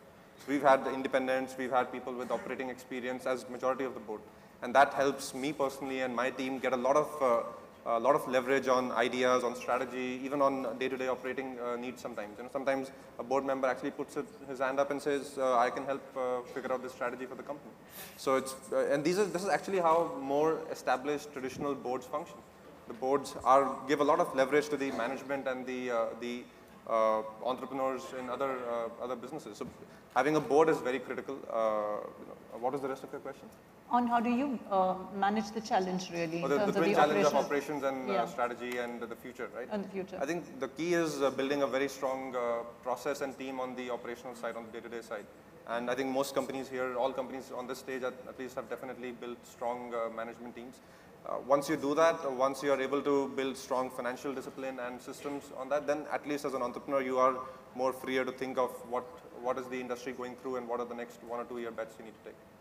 I would also, want to get your views on how important, it clearly is important to innovate. How do you rate the, sort of capability of Indian startups to stay at the edge of innovation, given the challenges that we face, perhaps with talent, with also, the models that Indian entrepreneurs have adopted? How do you rate this deep, for instance? I think as we go deeper, and we've already touched upon India Next, and you can call that 200 to 400 or whatever the right number is, I think actually we have an inherent advantage. And Kalyan's touched upon that, and Bhavesh has touched upon that. Just the understanding of the consumer, irrespective of the business model that you have, is going to be very nuanced. India is like, it's like Europe. 30 states are not very different from 30 countries, right? I mean, it's very easy to say Indian food, but we all know out here that there's no such thing as Indian food. It's like specific where you are kind of thing. So similarly, I think tastes and preferences are very different, and that actually is where we should play to our advantage. Why we've not had that advantage for the first 150 million or 200 million people is because, the same thing which was an advantage, it cuts both ways. So we're English speaking, till about 200 million people understand English fairly well to get done and get going. But I think it'll be very exciting and actually advantage Indian companies now because that's the reality. I mean, if an international company can come here and crack that, then shame on us. Because we should know our market and we should know our customers much better.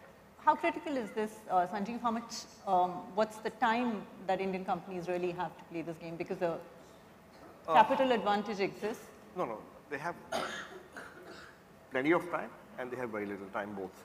Okay, you got to get down to it immediately and keep at it. And innovation is a daily thing. It's not once a year one innovation conference and and so on.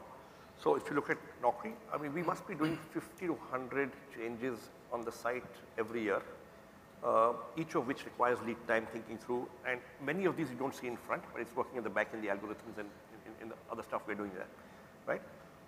And that's what keeps us ahead. So, you've got to keep on innovating and you have to do it from day one. So, Bhavesh, flying cars anytime soon? I think in India especially, there's a lot more value to be had by doing some more here and now improvements. I think one thing which is working very well for us and we are continuing to invest on is sharing. You're sharing a car ride wherever you're going. That is massively useful for the Indian dynamic. It'll help reduce congestion on the roads. It'll help the consumers access the same experience at a lower cost. And it helps the driver because now he's earning from 3 seats instead of just one customer. So it's a win-win everywhere. And that's one thing which customers are voting with their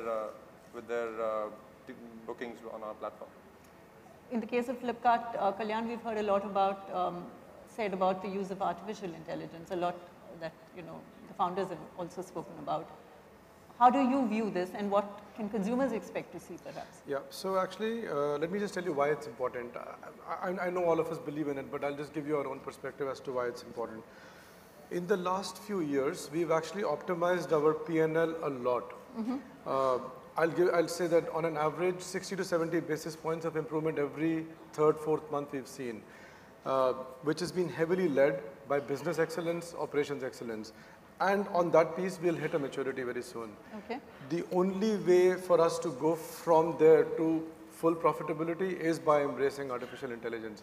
So customers will see it directly and indirectly. So directly is a lot more personalized experience on the platform. So when you come in, what you see will be very relevant to you. But outside of that, on the back end also, for example, planning, intelligent pricing, even for our supply chain operations, route optimization, which will actually help in cost and experience. So it's not a project, it's actually mainstream. I think what Sanjeev was saying about innovation, that it's a daily thing, it's mainstream for everybody. It has to become, and it is becoming mainstream for us, touching everybody across all the streams, front end and back end, as in what the customer sees and what the customer doesn't see directly. Sanjeev, I would like for you to come in on this really, on the aspect of innovation really, and how important is, how do companies prioritize this, for instance, in the midst of the other challenges? Because for a lot of the companies in the internet space, it is about, dealing with the need for capital. Look, it has to start from the top. If the CEO, the founder does not prioritize it, it does not get prioritized. As simple as that. And so while there's a business as usual sort of thing that goes on, and that must go on because that's where the revenue comes and that's how the operation runs, there's got to be substantial effort in doing things which will help improve stuff. Right? This could be marginal, this could be game changing, this could be whatever. And maybe 8 out of 10 will fail. And that's probably the ratio. But you keep on trying, right? And it has to be something the CEO, the founder has to take serious interest in and drive. Otherwise it won't get done. Earlier, in a discussion earlier today on this forum, there was a suggestion that perhaps the chief innovation officer of a company should report to the board of a company and not really to the CEO, because the CEO has operational responsibilities that he would focus on. How do you see this? I think by doing stuff like that, you're just solving a different problem. So the real problem is something else. Like Sanjeev said, how does the top person or persons, how do they prioritize their time? Where do you spend your time? So where do you put your time during the week? And that's what will determine where the company is going. So I mean, if you have 2 founders or it's a CEO run company, that's perfectly okay. But where do you spend your time? There are certain things which you will not be able to do, and those will always become. So if innovation for companies like ours is not top priority, it's just not going to happen. And I think then it'll just fall apart, because then it's like something happening on the side. Because see, we are still young companies, we're still startups. The young folks who enter the company, particularly on product and technology, who make all the changes, have many options today. Like they can go anywhere. They literally, they probably have offers coming in all the time because they're bright and the best guys. And it actually takes a team of 4 people or 5 people to build something wonderful.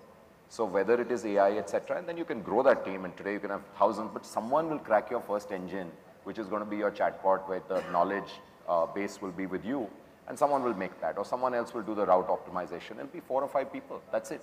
That's the beauty of it, who will build it. And then there'll be guys around them, maybe it'll become, but the key guys, they're the movers and shakers. Do you spend enough time with them? And are you actually encouraging them? Just by spending time, that itself will think. So I don't think the solution is to have a CIO. You can have that. To report directly, I don't think that's the solution. At the end of the day, the buck should stop at the CEO. and you have a good board, so I totally agree. Sure. Yeah, look, I think it's a terrible idea. Okay? I second you. Okay. So I was trying to be polite here.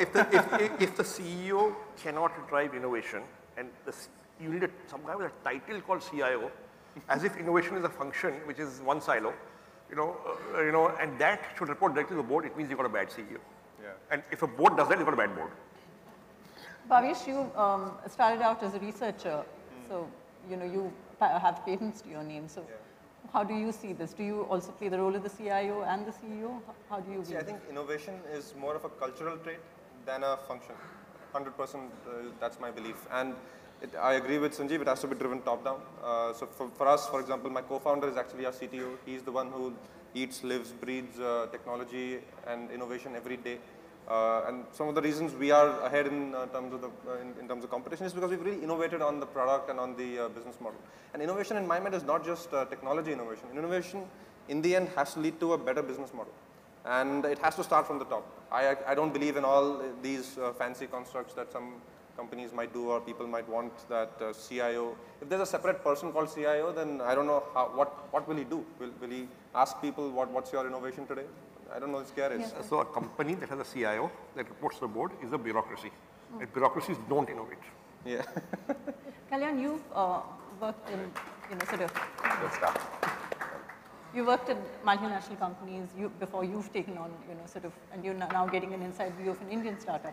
How would you rate the process over here as in, sort of hitting those innovation targets, meeting those operational goals? How would you rate how it works within an Indian startup?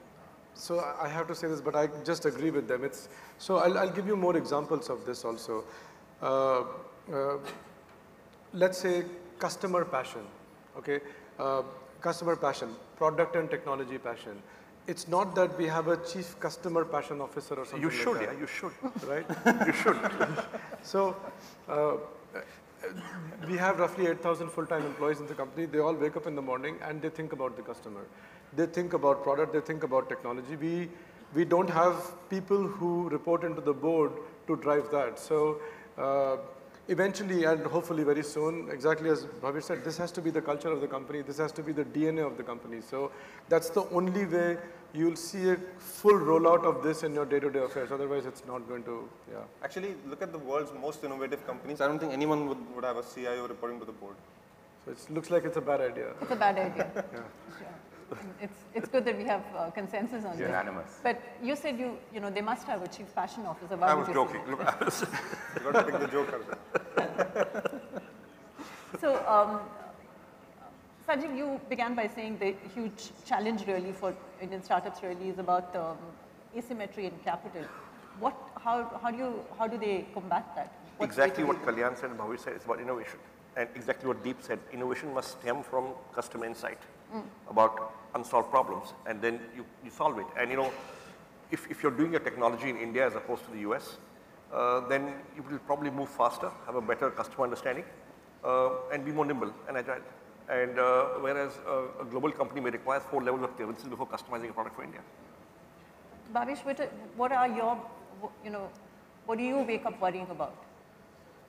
See, I don't think entrepreneurs worry that much as maybe the media or other people outside think, right? Many people ask that, what keeps you awake at night, or what do you wake up worrying about? I think what keeps me awake and what I wake up about is the dream and the opportunity. It's such a transformative period in our country's journey, the next 10, 20 years. And all of us are onto such massive opportunities, and all of us are just getting started in our respective industries. So it's the opportunity which really energizes you, which really excites you. It's not, I don't think I sleep well. I don't worry that much, but it's the excitement which keeps us going. What do you think are the challenges, Kalyan?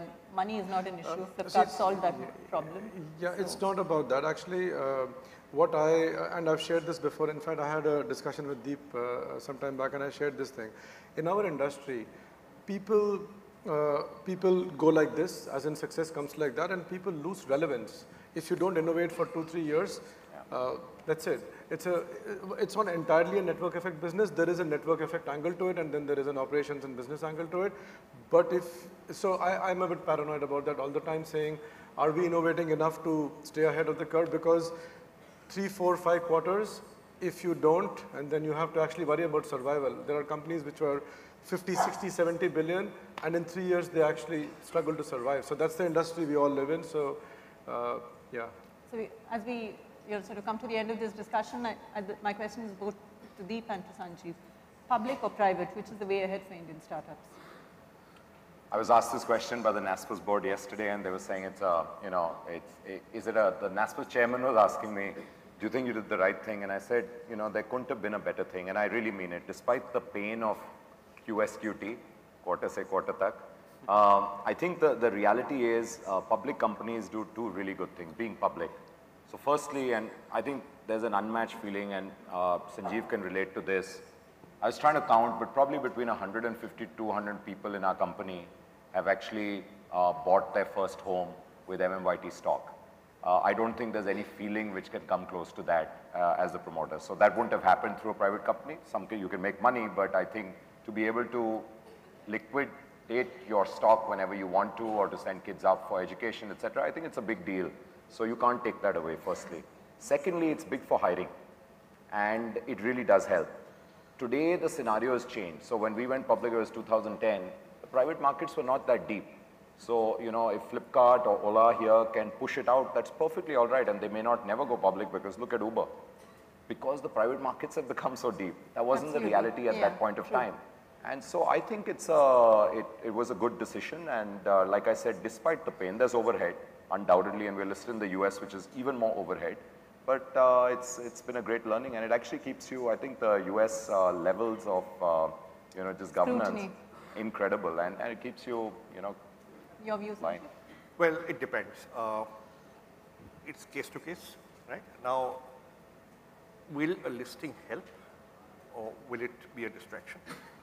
At a time when you are facing very serious competition, but you still have capital available to fight that competition in private markets, do you want the overhead of a listed company, the kind of servicing and distraction it takes? And that's something which Indian startups that are facing international competition and are still in the throes of the battle, they must decide. It may be that, listen, let's push it out a few years until it's clear that we are winning or have won, and we have the bandwidth to handle a listing, and now we need to list to give people an exit, to make the ESOP have value, right? To put ourselves in a different strategic space, to make sure our stock has currency, we can access larger and different pools of capital. Should we require it in the future? Maybe, but I guess each company will make its own choice. Fine. Round, we'll close with both Bhavish and Kalyan telling us what we should expect. Any hopes of an IPO from either of your companies, or private markets it is? No, for us, the aspiration definitely is to be a long-term company which is public, people can trade in our stock, employees have liquidity, investors have liquidity. It opens up much more strategic optionality for the company, and much more stability even in how shareholder base is. So from our perspective, we definitely want to list at some point. Is that going to happen in the next 2 years? Definitely not, but at some point, definitely. Closing remarks, Kalyan. No, we're not thinking about it right now. And actually, some of the things which Sanjeev said, if we have access to capital, if there is liquidity of some form, as of today, that's not top of mind for us. Thank you very much. Yeah. It's a pleasure having all of you here. Thank you. Thank you.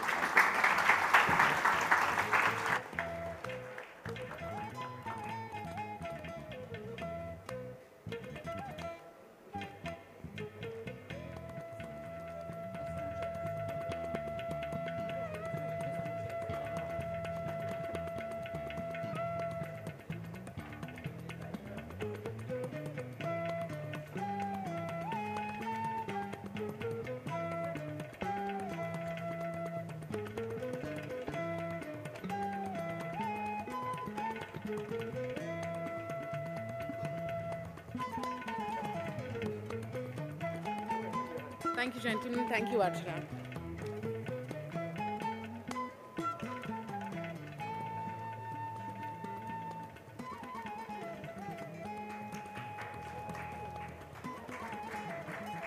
To our next guest then for the evening, He's the man tasked with putting India on the highway to success, quite literally. Under his aegis, 130 kilometers of roads are being built every day. Mind you, that's the fastest pace that we've seen in 7 years. Please welcome Honorable Minister for Roads, Transport, Highways and Shipping, Nitin Gadkari. Joining him on stage is the Economic Times Executive Editor, Bodhisattva Ganguly.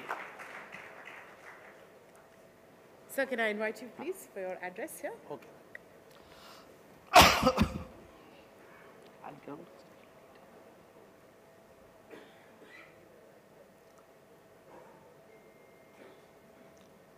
प्रधानमंत्री जी नए भारत की कल्पना सबके सामने रखते हैं और उसमें infrastructure कैसे होगा इसकी स्वाभाविक रूप से सभी लोगों को चिंता भी है और हमने उस प्रकार से तैयारी भी की है। मैं रोड के बारे में ज़्यादा नहीं बोलूँगा क्योंकि वो तो अब दिखने लगा है। अभी मैं इतना ही कहूँगा। शायद बंद है। हेलो, आवाज़ आ रही मेरी? हेलो,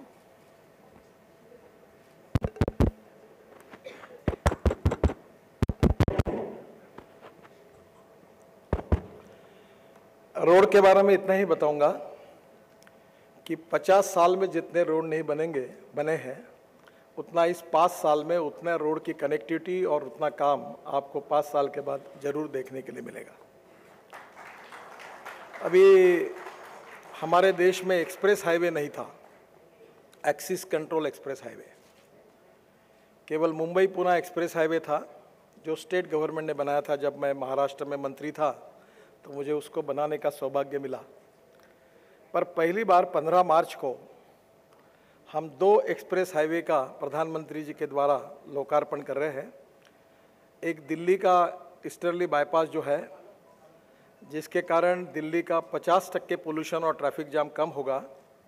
पंजाब, हरियाणा, उत्तराखंड, हिमाचल प्रदेश, उत्तर प्रदेश, राजस्थान, अब दिल्ली के बीच में आने की ज़रूरत नहीं पड़ेगी। अब इस स्टेट में जाना है तो बाहर के बाहर लोग जाएंगे और 15 मार्च को उसका शुभारंभ हो रहा है। दूसरा, दिल्ली से मेरठ अभी 3.5-4 घंटे लगते हैं, हम लोग 40 मिनट में ये प्रवास होगा, ये आश्वस्त किया है लोगों को हमने।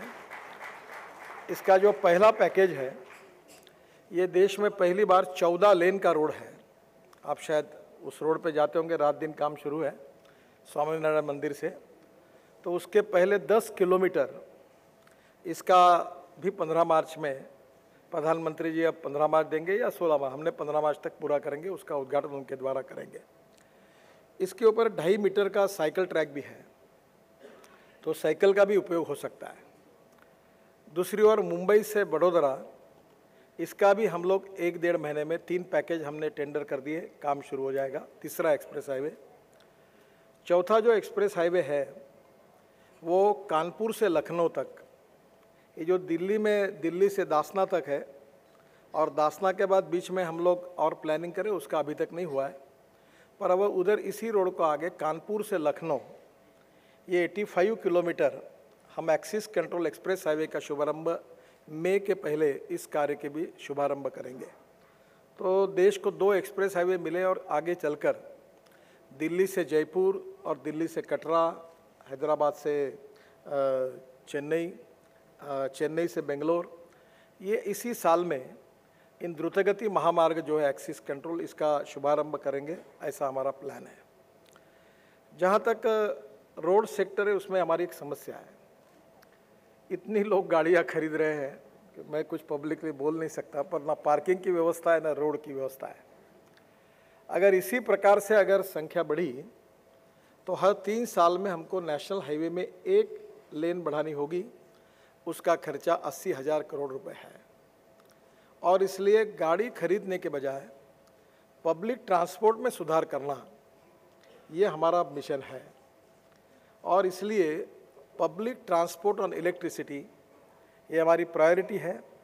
इसी होटल के सामने आप एक 200 मीटर आगे गए कि धौला कुआं करके स्क्वायर है, और धौला कुआं से मानेसर ये 70 किलोमीटर हवा में चलने वाली सिस्टम, उसकी पास टेक्नोलॉजी हमारे पास आई है। हमारी समझने वाली भाषा में हवा में चलने वाली बस। तो ये टेंडर हम 5 मार्च को रिसीव कर रहे हैं और इसी 2-3 महीने में इसका काम शुरू करेंगे। तो ये 70 किलोमीटर ऊपर के ऊपर लोग जाएंगे, इसमें पोल्यूशन भी नहीं होगा, ट्रैफिक जाम भी नहीं होगा। ये मैं आपसे अनुरोध करूंगा कि अभी मुंबई में हमारे शिपिंग डिपार्टमेंट में एक पोर्ट रेल कनेक्टिविटी कॉरपोरेशन है, उसके मैंडेट में हमने उनको ये काम दिया है। और एक 15 दिन पहले मुंबई में इसका इंटरनेशनल वर्कशॉप हुआ। भारत सरकार ने इसकी सुरक्षा के बाकी सब नॉर्म पक्के कर दिए हैं और कोई प्रॉब्लम नहीं है। और इसलिए 100 हमने ऐसे स्पॉट आइडेंटिफाई किए हैं कि जहां पीपीपी मोड में ये public transport, electricity, ropeway, cable car, funicular railway, metrino, इस टाइप की सिस्टम हो सकती है। मैकेंजी को काम दिया था, उन्होंने 100 स्पॉट आइडेंटिफाई किए हैं। विशेष रूप से पहाड़ी क्षेत्र में जो डीजल की बसेस जाती है और इतना पोल्यूशन करती है, इसके बजाय डायरेक्ट अगर जाएंगे तो समय बचेगा और प्रदूषण भी कम होगा। तो मैं चाहता हूं कि ये एक सेक्टर है जिसमें आप लोग इन्वेस्टमेंट के लिए आगे आइए। और मैंने जम्मू कश्मीर, उत्तराखंड और हिमाचल के तीनों मुख्यमंत्री को एक मॉडल तैयार करके दिया है। मैंने उनको कहा है कि जो भी आपके यहाँ ये सिस्टम लाएगा उसको आप बिजली मुफ्त में दे दो, 10 साल के लिए बिजली का रेट 0। और उसके साथ साथ जो सिस्टम बनाएंगे उसमें टैक्स एग्जम्पशन दो। तो पीपीपी मोड में इसका इंटरनल रेट ऑफ रिटर्न अच्छा है और इसमें पब्लिक को भी राहत मिलेगी, प्रदूषण से भी समस्या जाएगी और ये बहुत बड़ा फ़ायदा होगा। दूसरा जो महत्वपूर्ण काम है जिसके लिए हमने प्रायोरिटी दी है कि 111 नदियों को हमने जलमार्गों में रूपांतरित किया है। इसमें ब्रह्मपुत्रा, बराक, गंगा, बंकिंघम कैनाल, अम्बा, करीब 5-6 रिवर में काम भी शुरू हुआ है। आपको खुशी होगी कि मैं अपने डिपार्टमेंट से बांग्लादेश के अंदर जाकर भी 250 करोड़ का ड्रेजिंग कर रहा हूँ, ताकि हमारे नॉर्थ ईस्ट से लेकर आगे म्यांमार तक हमारी कनेक्टिविटी सुधरे। गंगा के बारे में मैं आपको बताना चाहूँगा कि इसमें हम 4 मल्टीमोडल हब बना रहे हैं। एक साहिबगंज, हल्दिया, वाराणसी और गाजीपुर। हम वाराणसी का इनॉग्रेशन अक्टूबर में करने वाले, काम पूरा हो गया। ये चारों ही मल्टी मॉडल हब पर काम जोरों में शुरू है और अगले साल के मार्च में सब काम पूरे हो जाएंगे। इसमें 60 रिवर पोर्ट बना रहे हैं, 9 फेरी सर्विसेज है, 8 रोरो सर्विसेज है। अभी गंगा में 5 स्टार 7 स्टार क्रूज है। और हम लोग 5 साल के लिए हमने कॉन्ट्रैक्ट दिया है कि 3 मीटर का ड्राफ्ट मेंटेन करने के लिए 1700 करोड़ का कॉन्ट्रैक्ट दिया है। उसका ड्रेजिंग का भी काम शुरू हुआ है। इसके साथ साथ जैसे एयर ट्रैफिक कंट्रोल सिस्टम होती है, वैसे river traffic control system Haldia to Patna हमने पूरी कर ली है, उसको भी इनॉग्रेट कर दिया है। मैं उम्मीद करता हूँ फराक्का का जो गेट है उसको LNT को काम दिया था, उसको हम सुधार रहे हैं। वो भी काम लगभग अगले मार्च तक पूरा होगा। और साधारणतः इस वाराणसी टू हल्दिया ये 1380 किलोमीटर, ये काम अगले साल मार्च तक 80 to 90% काम पूरा होगा और ये जलमार्ग शुरू होगा। इस जलमार्ग में केवल गुड्स के लिए नहीं, तो इसके साथ साथ अभी 5 स्टार और 7 स्टार क्रूज उसमें ऑलरेडी चल रहे हैं। मैं आपसे अनुरोध करूंगा कि इसमें आप ज़रूर इसके जानकारी लेकर इसमें इन्वेस्टमेंट करने के लिए आइए। आपको पता ही होगा कि रोड से जाने के लिए अगर 1.5 रुपये खर्चा आता है, रेलवे से जाने के लिए अगर 1 रुपया आता है, तो पानी से जाने के लिए 20 पैसे आता है। और अभी हमने नीति आयोग के साथ मिलकर ये तय किया है कि हम डीजल के बजाय methanol as a fuel use करेंगे। मिथेनॉल कोयले से बनता है। चाइना में मिथेनॉल का भाव 17 रुपये लीटर है और हमारे यहाँ उसका भाव अभी 22 रुपये लीटर पड़ेगा। भारत में 4-5 कंपनियाँ इसको बनाती भी है। तो ये बंकर, पहले हम LNG के बंकर डालने वाले थे, अब नीति आयोग के साथ हमने काफ़ी काम किया और अभी हम लोग मिथेनॉल के बंकर डालकर जो इंजन बनेंगे वो मिथेनॉल पर जाएंगे। तो ये 20 पैसे का खर्चा 10 पैसे होगा। और एक जर्मन की कंपनी से हमने स्पेशली डिज़ाइन बनाया बार्ज का, जो बार्ज 3 मीटर में 2000 टन माल लेके जाता है, उसका डिज़ाइन केवल बदल के उसी इंजन कैपेसिटी से वो 3.5 से 4 हज़ार टन माल लेके जाएगा। तो ये बहुत बड़ा इकोनॉमिक्स है। और यहाँ से गाजीपुर, वाराणसी, हल्दिया, साहिबगंज, इससे आप नॉर्थ ईस्ट तक और नॉर्थ ईस्ट से आगे आप म्यांमार तक, साउथ ईस्ट एशिया तक एक्सपोर्ट इंपोर्ट शुरू होगा। तो गंगा का काम जो है ये काफ़ी बड़े इसमें शुरू है। दूसरी ओर ब्रह्मपुत्रा में भी हमने काम शुरू कर दिया है। ऑलरेडी ब्रह्मपुत्रा के साथ बराक जो रिवर है उसका भी काम शुरू हुआ है, और बैंकिंगहम कैनाल जो आंध्र और तमिलनाडु में उसका भी एक पहला फेज़ का काम शुरू हुआ है। मैं ये मानता हूँ कि जलमार्ग 7,500 किलोमीटर की सी लेंथ और 20,000 किलोमीटर की रिवर लेंथ, ये हमारे देश की सबसे बड़ी ताकत है। और मुझे ये बताने की आवश्यकता नहीं है कि आप अमेरिका में जाइए, कनाडा में जाइए, यूरोप पे किसी भी देश में जाइए, इंडस्ट्रियल एरिया नदी के बाजू में रहता है और वहीं से कंटेनर लेके बार्ज में डालकर पोर्ट में जाता है, तो उनकी लॉजिस्टिक कॉस्ट कम है। हमारी लॉजिस्टिक कॉस्ट 18% है और चाइना में 8 से 10% है, यूरोपियन देशों में 12-13% है। और इसलिए जब हम जलमार्ग का उपयोग करेंगे और इसको विकसित करेंगे तो हमारे पास, मेरा अंदाज है कि कम से कम हम लोग 12 से 13% भी लॉजिस्टिक कास्ट अगर लाएंगे तो हमारा एक्सपोर्ट बढ़ेगा, एम्प्लॉयमेंट पोटेंशियल बढ़ेगा और इंडस्ट्री के लिए अच्छा होगा। जो सबसे इम्पॉर्टेंट चीज़ है वो मैं आपको बताना चाहूँगा कि मैं वाटर रिसोर्सेज का मंत्री हूँ और ये इस जैसे फोरम में इस विषय को प्राथमिकता नहीं मिलती, पर हमारी इकोनॉमी का ये सबसे महत्वपूर्ण विषय है वो एग्रीकल्चर ग्रोथ रेट। हमारे देश में मध्य प्रदेश का एग्रीकल्चर ग्रोथ रेट 23% है और हमारे देश का एग्रीकल्चर ग्रोथ रेट 4% से ही थोड़ा कम ज़्यादा है। और इसलिए प्रधानमंत्री जी ने विशेष रूप से, हमारे वित्त मंत्री जी ने बहुत सी नई नई योजनाएं देश में पहली बार दी है। हमारी प्रधानमंत्री सिंचाई योजना में हमने 99 प्रोजेक्ट सिलेक्ट किए हैं और उसमें से 50% काम हुआ और 10-10, 15-15 साल से प्रोजेक्ट बन पड़े हैं। आंध्र, कर्नाटक, महाराष्ट्र में उनको 25% भारत सरकार देगा और 75% नाबार्ड से कर्जा लेकर उनको देंगे। उसमें वो 99 प्रोजेक्ट हम 2 साल में पूरे करेंगे, उसका काम शुरू हुआ है। फिर इसके साथ अटल भूजल योजना करके है, उसमें 6,000 करोड़, 3,000 करोड़ भारत सरकार, 3,000 करोड़ वर्ल्ड बैंक, इसमें हम 9 लाख कुएँ बना रहे हैं। जहाँ पानी है वो पानी का ज़्यादा पानी है, उसका उपयोग इरिगेशन के लिए कैसे हो।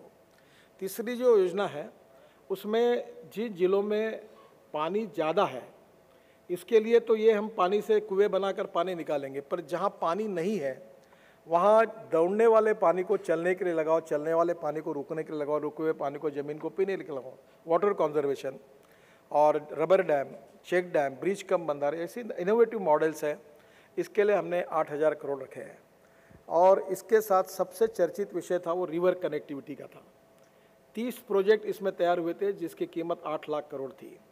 मुझे बताते हुए खुशी हो रही है कि इसमें से 5 प्रोजेक्ट का काम हम 3 महीने के अंदर शुरू कर रहे हैं। इसमें से गुजरात और मध्य प्रदेश के बीच में, मध्य प्रदेश उत्तर में झगड़ा था, वो झगड़ा निपटाया गया। महाराष्ट्र और गुजरात का वो हमने निपटाया। बाकी हर राज्यों में काफ़ी बड़े विवाद है, मतलब कोर्ट में जाने के, सुप्रीम कोर्ट, ट्रिब्यूनल्स। हमारा कोशिश है कि हम लोग आउट ऑफ कोर्ट कैसे सेटल करें। ये 4 राज्यों में तो प्रॉब्लम सॉल्व है, बाकी राज्यों की भी मैं कोशिश कर रहा हूँ। और इसमें 2 प्रकार के मुद्दे हैं कि एक, हिमालयन वैली से जो नदियाँ निकलती हैं उनमें बहुत पानी है, पर वो पानी गंगा का कावेरी तक जोड़ने की बात की गई थी। पर हमने जो अभी कोशिश की है कि नॉन हिमालयन वैली में जो नदियाँ हैं, गोदावरी जैसी, जिनका पानी 3,000 TMC पानी समुद्र में जाता है। अभी हम आंध्र में एक पोलावरम डैम बना रहे 60,000 करोड़ का, केवल 140 TMC पानी हमने अड़ाया, पंपिंग करके कृष्णा में छोड़ा है। तो चंद्रबाबू नायडू कहते हैं कि 10,000 करोड़ आंध्र का उत्पादन बढ़ा है। अब ये 750 TMC पानी 2 जगह जोड़कर 2 डैम में देकर फिर आगे हम कावेरी के टेल एंड को तमिलनाडु तक पहुंचा रहे हैं, जो कालेश्वर के बाद इंद्रावती रिवर आती है वहां से, और पोलावरम का बैक वाटर फिर से जोड़कर कृष्णा का पेनार का कावेरी में देकर जोड़ रहे हैं। तो हम कर्नाटक, आंध्र, तमिलनाडु और तेलंगाना के पानी का प्रॉब्लम लगभग सॉल्व कर पाएंगे। इसको हमने प्रायोरिटी दी है। तो मुझे लगता है कि 1,88,00,000 हेक्टेयर ज़मीन पानी के नीचे लाने का हमारा संकल्प है। अब हम कैनाल नहीं बना रहे, हम स्टील पाइप अंडरग्राउंड डाल रहे हैं। उससे हमने 6,000 करोड़ बचाए, लैंड एक्विजिशन नहीं कर रहे हैं। और जो पानी दे रहे हैं वो ड्रिप से दे रहे हैं। तो ड्रिप से देने में पानी का यूज़ 3 गुना होगा और प्रोडक्टिविटी 2.5 गुना बढ़ेगी। तो ये एक बहुत बड़ी बात है। और 1,88,00,000 हेक्टेयर ज़मीन जब पानी के नीचे आएगी तो देश का एग्रीकल्चर ग्रोथ रेट 9 से 10% पर जाएगा और ये जीडीपी में परचेसिंग पावर बहुत बड़ी बढ़ाएगा।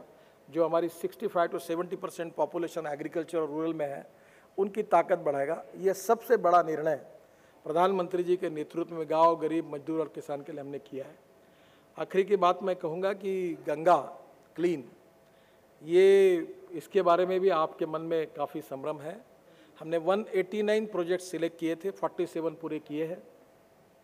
काफ़ी प्रोजेक्ट के हमने टेंडर निकाल दिए, काफ़ी वर्क ऑर्डर भी दे दिए हैं।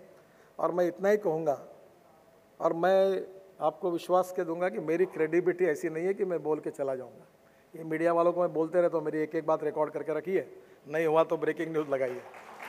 तो मैं आपको विश्वास देता हूँ कि मार्च 19 के पहले 80 to 90% गंगा क्लीन होगी और निर्मल होगी। और इसमें बहुत लोगों का सहयोग मिल रहा है। 4 पार्ट में काम है। पहला तो जो गंदा पानी है वो शुद्ध करना। मैंने अभी पावर मिनिस्टर को कहा है कि सब जगह पानी रिसाइकलिंग करके आप पावर के 12 प्रोजेक्ट है एनटीपीसी के, उसमें यूज़ करें। रेलवे की गाड़ियाँ धोने के लिए यूज़ करें। फिर उससे मीथेन निकाल कर बायो सीएनजी निकालने के लिए भी हम कोशिश कर रहे हैं।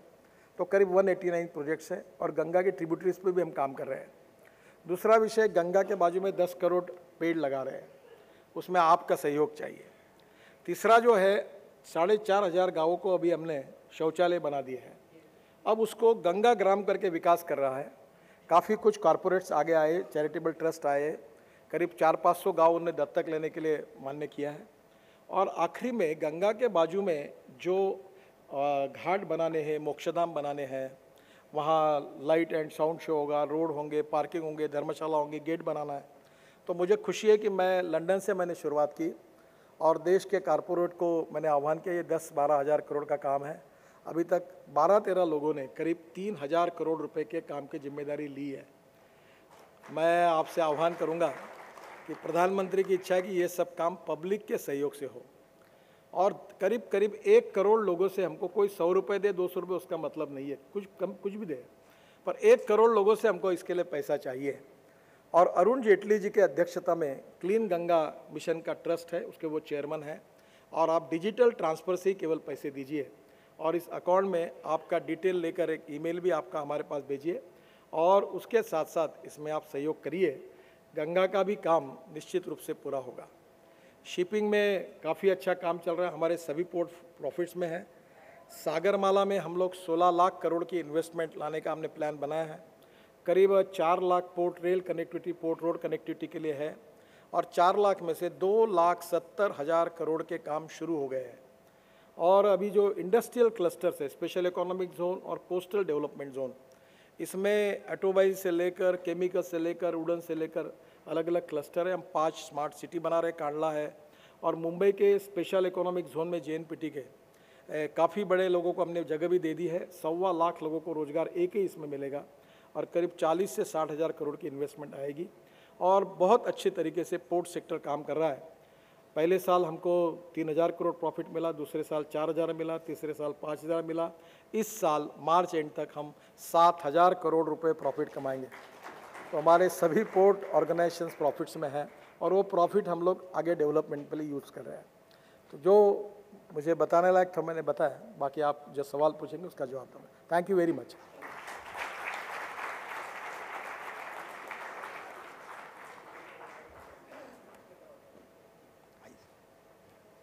Thank you so much, sir.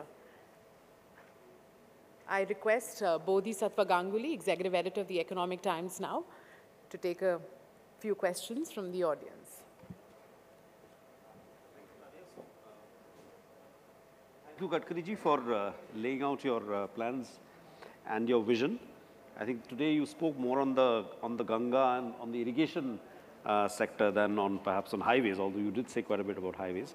I'll ask a few questions from the audience, but पहले मैं एक सवाल पूछना चाहता हूँ कि गंगा के आपने जो अभी टारगेट अनाउंस किया मार्च 2019 तक, तो वो काफ़ी टाइट टारगेट है। 1 साल के अंदर, क्योंकि गंगा की क्लीन करने का प्रयास तो राजीव गांधी के टाइम से चल रहा है, 30 साल से चल रहा है मिशन गंगा क्लीनिंग, तो आप 1 साल में आप मतलब सब्सटेंशियल प्रोग्रेस हो पाएगा?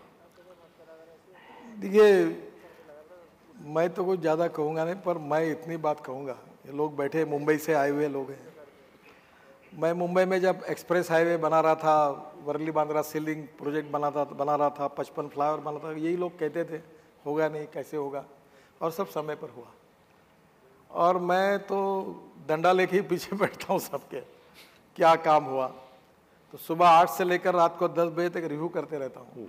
तो मैंने इसलिए थोड़ा संभाल के कहा है कि 80 to 90% क्लीन गंगा हो गया। अब मैं आपको एक अंग्रेजी अखबार में, लीडिंग अखबार में, एक 15-20 दिन पहले फ्रंट पेज पर 4 कॉलम की न्यूज़ आई थी और उन्होंने कहा कि गंगा में सीओडी बीओडी लेवल में सुधार हुआ है। अब ये गंगा में जो प्रॉब्लम है वो 70% प्रॉब्लम 10 शहरों के कारण है। उसमें सबसे गंदगी करता है कानपुर, टैनरीज वाला। अभी पहली बार मैं रोड प्रोजेक्ट में NU2 हाइब्रिड, ये मैंने नया प्रोजेक्ट लाया था, अभी 1.5 से 2 लाख करोड़ के काम रोड में दे दिए। अब ये जब उमा भारती, तब मैंने कहा ये हम इसमें करेंगे, पर मुझे नहीं लगता इसमें रिस्पांस मिलेगा। पर आपको आश्चर्य होगा कि हरिद्वार और वाराणसी के प्रोजेक्ट NU2 हाइब्रिड में हमने दे दिए और 15 साल का ऑपरेशन मेंटेनेंस कॉन्ट्रैक्टर के साथ है, सरकार के साथ नहीं है। तो मुझे एक ने पूछा कि ये हर प्रोजेक्ट में आप 15 साल उसके दे रहे हो, और वो भी ऐसा है कि सैटेलाइट से उसको रोज की 3 बार सुबह दोपहर शाम उसकी COD BOD हम चेक करेंगे। तो मुझे बोले आप सरकारी एजेंसी, स्टेट गवर्नमेंट, मैंने बोला माफ़ करिए, मेरा विश्वास नहीं है। मैं चाहता हूँ 100% परफेक्शन, और सब प्रोजेक्ट में ऑपरेशन मेंटेनेंस कॉन्ट्रैक्टर को दिया है। वर्ल्ड की बेस्ट टेक्नोलॉजी हमने ली है, और ये दिल्ली में भी अभी यमुना पर भी प्रोजेक्ट कर रहे हैं। मैं आपको बताता हूँ कि आप मेरी बात नोटिस करके रखना कि 80 to 90% हम 19 मार्च में तक 80 to 90 पक्के रिजल्ट मिलेंगे।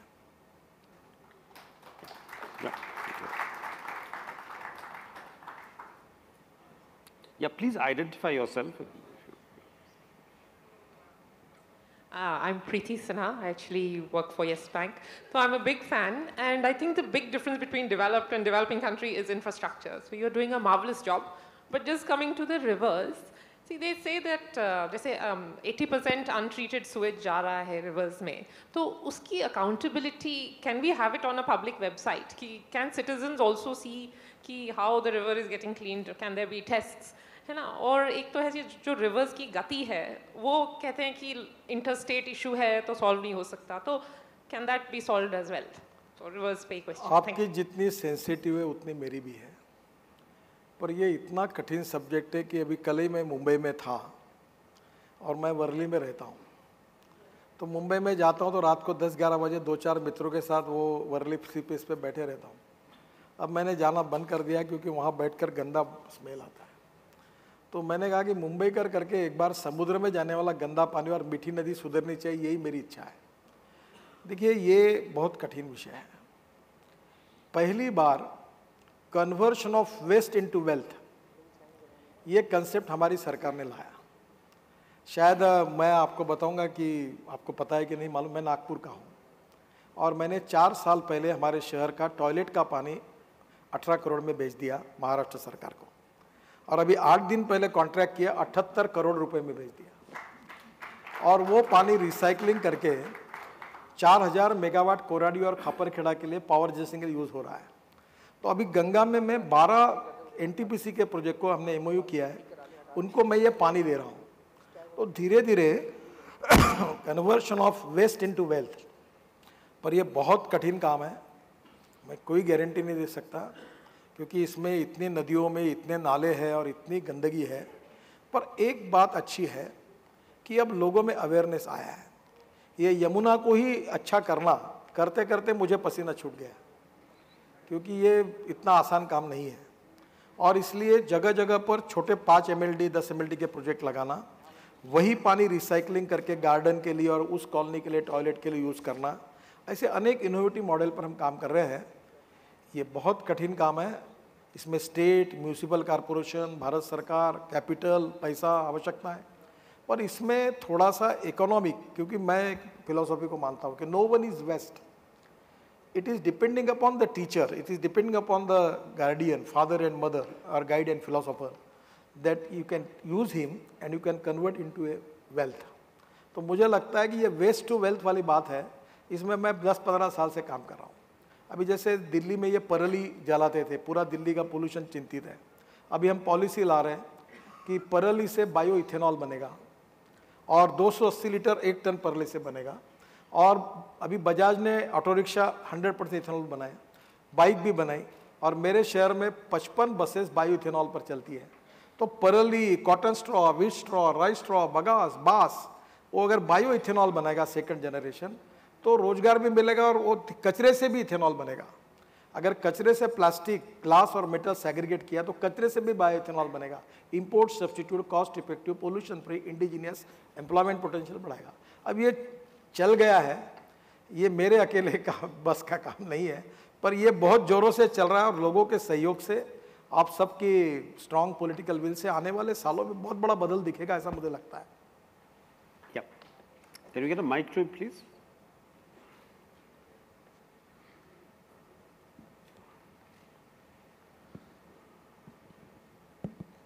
Sir, I am Manmohan Mehta from Bombay. I strongly believe India will be rich one day because its roads will be good. Sir, one small question today, even Honorable Railway Minister said about bullet train. Sir, you had proposed a few days back that why not the bullet train alignment comes on Mumbai-Vadodara Expressway. Both railway and highway will save 10,000 crore rupees each.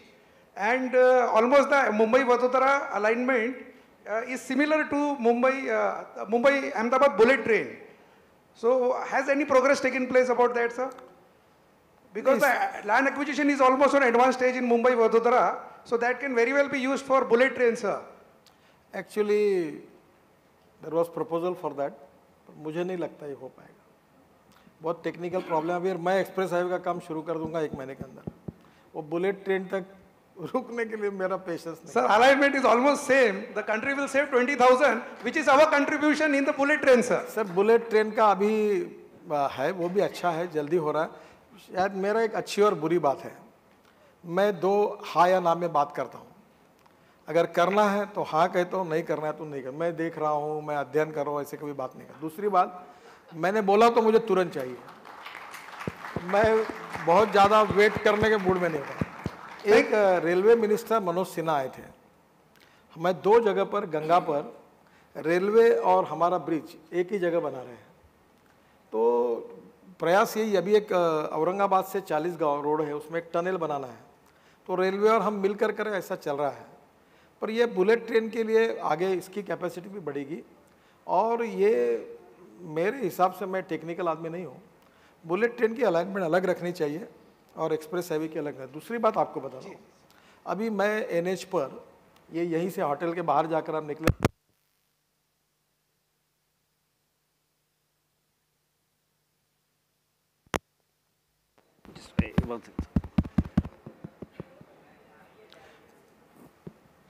ये दिल्ली में ही इसकी शुरुआत कर रहे हैं हम लोग।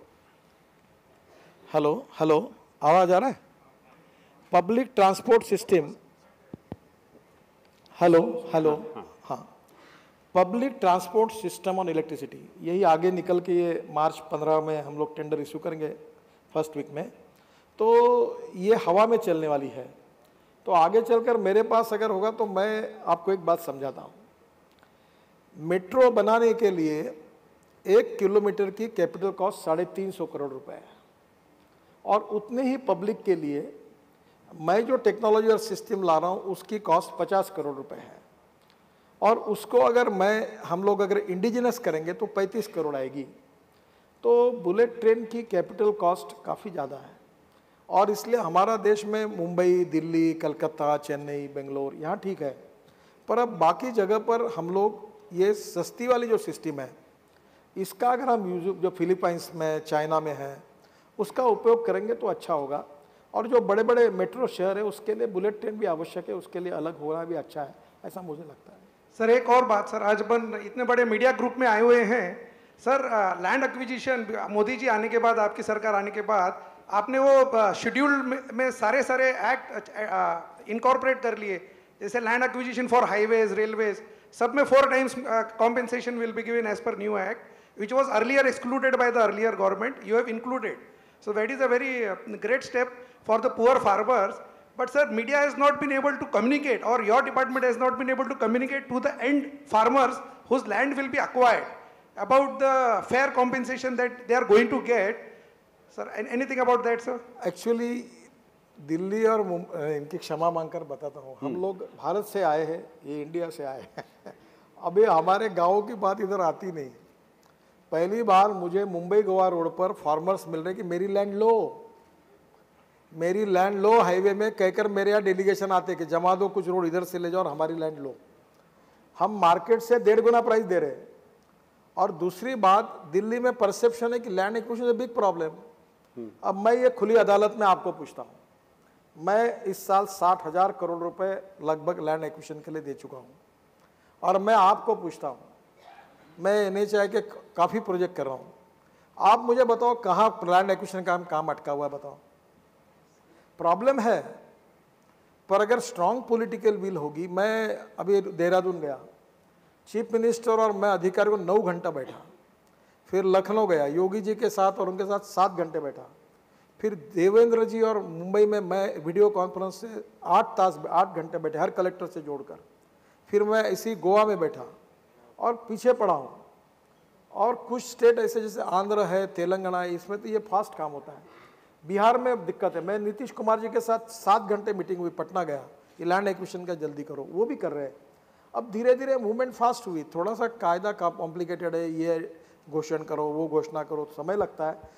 पर प्रेजेंटली मैं अगर आपको बोलूँगा कि आप में से कोई भी आदमी कोई भी प्रोजेक्ट के बारे में मुझे पूछे सवाल कि यहाँ लैंड एक्विजिशन नहीं हुई है, मैं जवाब देता हूँ, land acquisition is not a big problem, neither resources is a problem. Problem is we have to move the system fast, transparently, time bound and result oriented. मैं मेरे डिपार्टमेंट में 8.5 लाख करोड़ के ऑर्डर काम दे चुका हूँ, और एक भी आदमी नहीं कह सकता कि 1 रुपए का करप्शन है। 100% फुल ट्रांसपेरेंसी। और आप लोग तो घूमते ही है, आपको अभी यही मुझे 2, 4, 5 कॉन्ट्रैक्टर मेरे ही आते हुए, तो किसी से पूछ लो, किसी को ऑफिस में नहीं आना पड़ता है। और डिसीजन मेकिंग प्रोसेस को एडमिनिस्ट्रेशन में फास्ट करना, ट्रांसपेरेंट करना, टाइम बाउंड करना, ये हमारी सबसे बड़ी समस्या है। और इसको एग्रेसिवली कैसे आगे ले जाना, ये पॉलिटिकल लीडरशिप की रिस्पॉन्सिबिलिटी है। Sir, thank you for giving update for all the project जो कर रहे हैं, ऑल द प्रोजेक्ट्स। और उससे लग रहा है कि सर आपकी सबसे ज़्यादा एफिशिएंट मिनिस्ट्री है इस एडमिनिस्ट्रेशन में, और one of the most efficient, जो इतना काम हो रहा है। हमारी सरकार एफिशिएंट है। तो सर मेरा रिक्वेस्ट ये है सर कि आप जो हम लोग जो दिल्ली वाले हैं और बाकी शहर में भी होगा, बहुत ज़्यादा पोल्यूशन से सफ़र कर रहे हैं, और ये बार बार टॉपिक आता है पोल्यूशन का, तो आप वो वाली मिनिस्ट्री भी अपने अंडर ले लें। नहीं, मैंने मेरे पास काम है, मिनिस्ट्री ऑफ पोल्यूशन। आपने अच्छा किया ये सवाल पूछा। हमारे देश में 8 लाख करोड़ का diesel, petrol, crude oil import होता है। और मैं 10-12 साल से, मैं जब बीजेपी का अध्यक्ष था तब से मेरा एक सपना है कि इस देश के लिए कोई क्रूड ऑयल इंपोर्ट नहीं होगा। Diversification of agriculture towards energy and power sector. और अब हमारे पेट्रोलियम मिनिस्ट्री की कैबिनेट नोट आने वाले 8-10-15 दिन में आएगी। हम 2nd जनरेशन इथेनॉल बना रहे, cotton straw, wheat straw, rice straw, bagasse, और 3rd जनरेशन इथेनॉल की परमिशन दे रहे, जो कौन से बनेगा, राइस कट से बनेगा।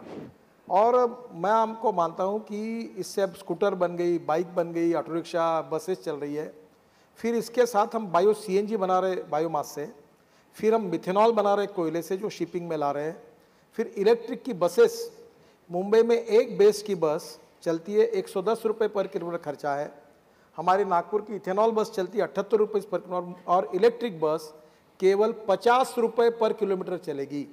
अब इलेक्ट्रिक बाइक आ गई, इलेक्ट्रिक ऑटो। अब 6 महीने रुक जाओ, अगर आप 5-6 हज़ार रुपये अगर पेट्रोल पे खर्चा करेंगे तो आपको 800 रुपये आएगा। मैं खुद नागपुर का हूँ, मेरे शहर में 200 इलेक्ट्रिक टैक्सी है, 20 चार्जिंग स्टेशन है, अभी 40 हो रहे हैं।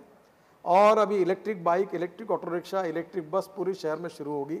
अभी ये फिलहाल इलेक्ट्रिक टैक्सीज है, और मैं ये मानता हूँ कि आने वाले 3-4 महीने में अभी ये हो जाएगा। और ये जो दिल्ली का पोल्यूशन है, इसका कारण उत्तर प्रदेश, हरियाणा और पंजाब में जो परली राइस स्ट्रॉ जलाते हैं, उसके बाद ये 2nd जो इथेनॉल आएगा वो गन्ने के भाव से लोग खरीदेंगे, 2,500 रुपये पर टन। और 1 टन परली से 280 लीटर बायो इथेनॉल तैयार होगा। और पेट्रोल में 22% डाल सकते हैं। और अमेरिका, ब्राज़ील और कनाडा में ये टोयोटो, होंडा, फोर्ड, सब कंपनियां, मर्सिडीज, BMW, इनकी गाड़ियों में फ्लेक्स इंजन है। लोग जाते हैं पेट्रोल पंप पर, पेट्रोल का भाव और इथेनॉल का भाव देखते हैं, 100% पेट्रोल डालते हैं, 100% इथेनॉल डालते हैं। अब मैंने सब नियम, मेरी मिनिस्ट्री में मैंने सब नियम बना दिए, सब क्लियर कर दिए। अब थोड़ा पेट्रोल डीजल वाले मेरे से नाराज़ होते, तो मैंने कहा 4.5 लाख करोड़ की हमारी ऑटोमोबाइल इंडस्ट्री है, 1,45,000 करोड़ का हमारा एक्सपोर्ट है। मैं पेट्रोल डीजल वालों के खिलाफ नहीं हूँ। मैंने उनको कहा आप इलेक्ट्रिक की गाड़ियाँ बनाइए, इथेनॉल की गाड़ियाँ बनाइए और इसमें आगे आइए, ये एक्सपोर्ट बढ़ेगा। तो अब ये आप आने वाले 1-1.5 साल में देश की तस्वीर बदल जाएगी। और यूरो 6 BS6 के जो नॉर्म्स थे पोल्यूशन के, हमने 1 अप्रैल 2020 को मैंडेटरी करने का निर्णय किया, क्योंकि सुनेंगे नहीं। तो एक कंपनी है मर्सिडीज, उसको मैंने 1 महीना पहले सर्टिफिकेट दिया। उन्होंने यूरो जो BS4 का जो फ्यूल है उसके ऊपर यूरो 6 BS6 के एनवायरनमेंट नॉर्म्स, पोल्यूशन नॉर्म्स उन्होंने कंप्लीट किए। ARI ने टेस्ट करके मेरे हाथ से उनको सर्टिफिकेट दिया। तो पोल्यूशन कम करना ये हमारी बहुत बड़ी प्राथमिकता है। और पोल्यूशन कम करते करते हम 2000 इंडस्ट्री बायो इथेनॉल के देश में लाएंगे। बांस, नॉर्थ ईस्ट में बांस पड़ा हुआ है। मैंने पेट्रोल मिनिस्टर को 70,000 की रिफाइनरी क्यों डालते हो, 200 करोड़ का बांस का ले लो, लोगों को रोजगार मिलेगा। उन्होंने वो स्वीकार किया है और वो बांस से इथेनॉल बनेगा। नॉर्थ ईस्ट में फैक्ट्री आएगी, गाँव में आएगी, लोगों को रोजगार, 50 लाख युवाओं को ग्रामीण क्षेत्रों में रोजगार बनेगा। ये नई इकोनॉमी तैयार होगी बायोमास की, और इससे बायोफ्यूल बनेगा और देश का इंपोर्ट कम होगा और पोल्यूशन कम होगा। और आपको 2-3 साल में काफ़ी चित्र बदलेगा। Sir, I am Dinesh Goyal. I retired from the Indian Administrative Service from Rajasthan. आपको याद होगा सर, सोलर पंपिंग सिस्टम पे आपने एक बार प्रेजेंटेशन भी लिया था, एग्रीकल्चर मिनिस्टर साहब को भी बुलाया था, पीयूष गोयल जी भी आ रहे थे।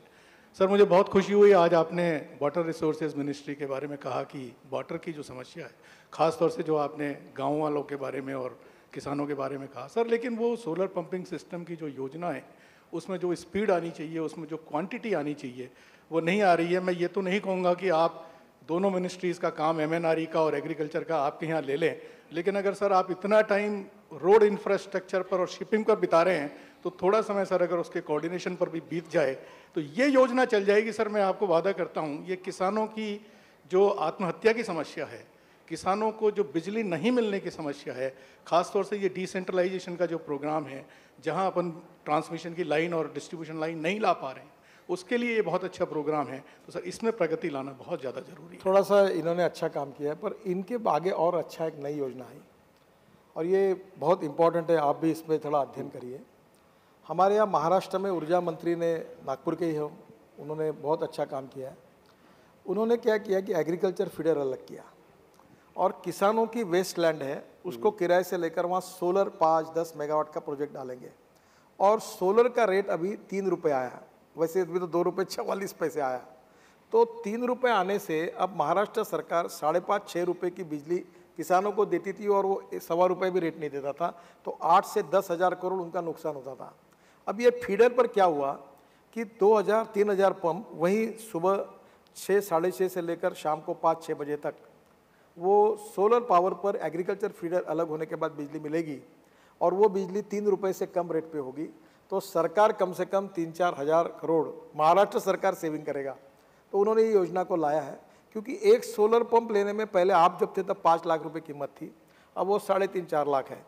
तो एक पंप को सोलर में लेने के बजाय एग्रीकल्चर फीडर को लेकर सोलर पावर तैयार करके 3,000-2,000 पंप उसके ऊपर ले जाना, ये ज़्यादा इकोनॉमिक वाइबल है।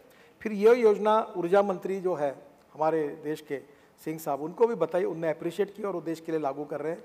आपकी बात ये अच्छी योजना में अभी जल्दी आएगी और किसानों को सोलर पावर मिलेगी और सुबह 6:30 से लेकर 6 तक वो सोलर पावर चलाएंगे, उसी पे किसान पानी देगा। उससे अनेक राज्य सरकार के 5-5, 6-6 हज़ार करोड़ रुपये बचेंगे, क्योंकि किसानों को बहुत सस्ते में पावर देते थे, वो कम हो जाएगा। नमस्कार सर, मेरा नाम प्रियंका झा है और मैं गुड़गांव के एक मल्टीनेशनल में काम करती हूँ। One of the concerns that we discussed today is pollution, and how to reduce it is probably use more public transport than private transportation for commute. लेकिन मैं एक सवाल आपसे पूछना चाहूँगी कि महिलाओं के लिए अगर हम पब्लिक ट्रांसपोर्टेशन का यूज़ करना चाहते हैं, आज भी दिल्ली जैसे शहर में बहुत कंसर्न्स हैं विमेन सेफ्टी को लेके, और इसके बारे में बहुत चर्चा हुई है, बहुत बात हुई है, लेकिन अभी भी ये एक कंसर्न है जो हम रोज़ फेस करते हैं। तो इस डिपार्टमेंट में क्या हो रहा है, क्या किया जा रहा है? देखिए, आप कह रहे हैं ये समस्या बहुत महत्वपूर्ण है, और ट्रांसपोर्ट मंत्री होने के नाते अभी राजस्थान की जो बसेस आपके गुड़गांव से होकर जयपुर जाती है, हमने सब जगह बटन लगाए, वीडियो कैमरे लगाए। अभी टैक्सी में सब जगह पर नए नए नॉर्म्स वुमेन सेफ्टी के लिए हमने अनेक उपाय लिए हैं। और ये जो पब्लिक ट्रांसपोर्ट सिस्टम होगी, इसमें कैमरेज होंगे, इसमें भी बटन होंगी कि अगर ऐसा होता है तो तुरंत कर पाएंगे।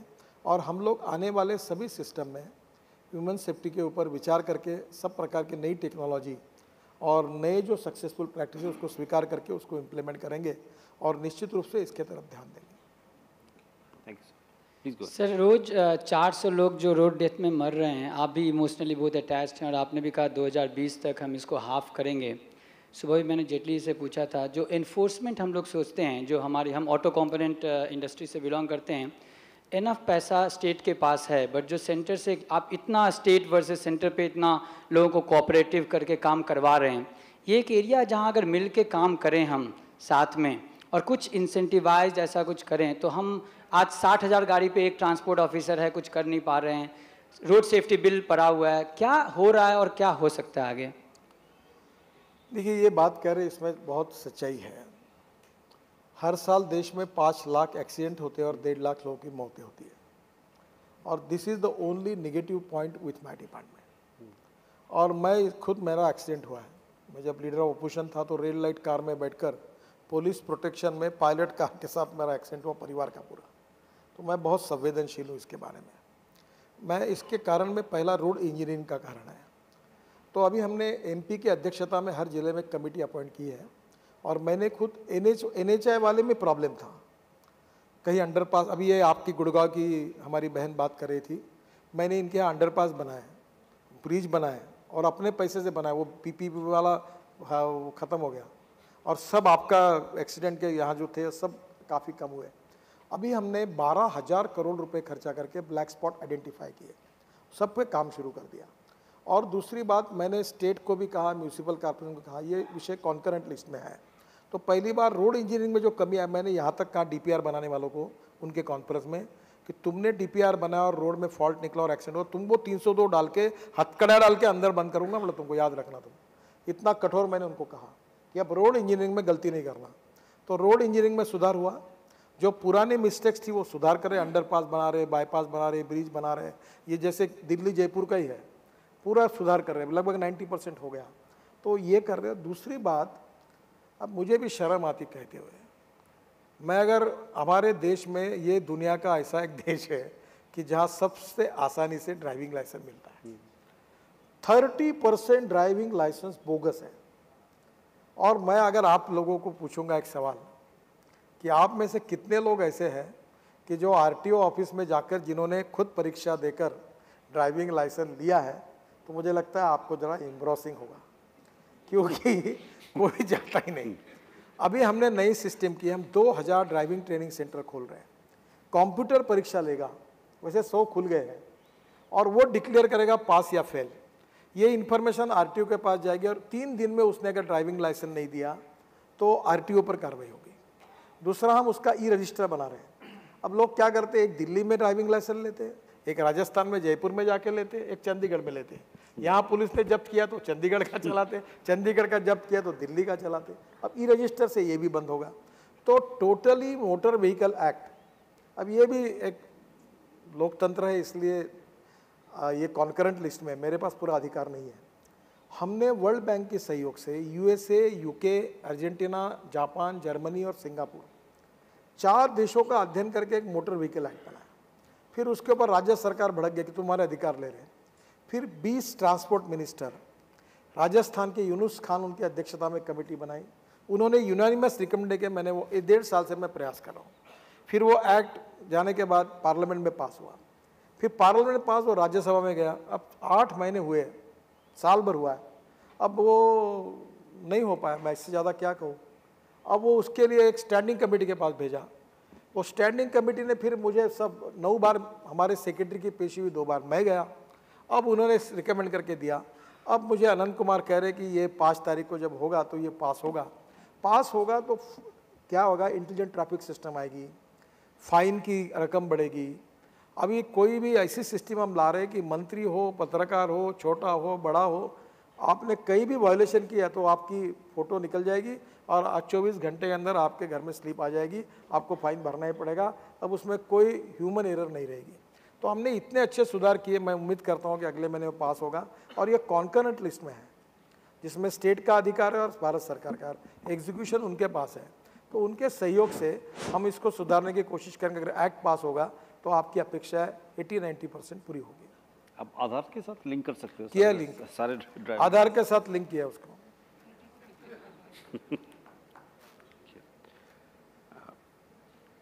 Yeah, okay.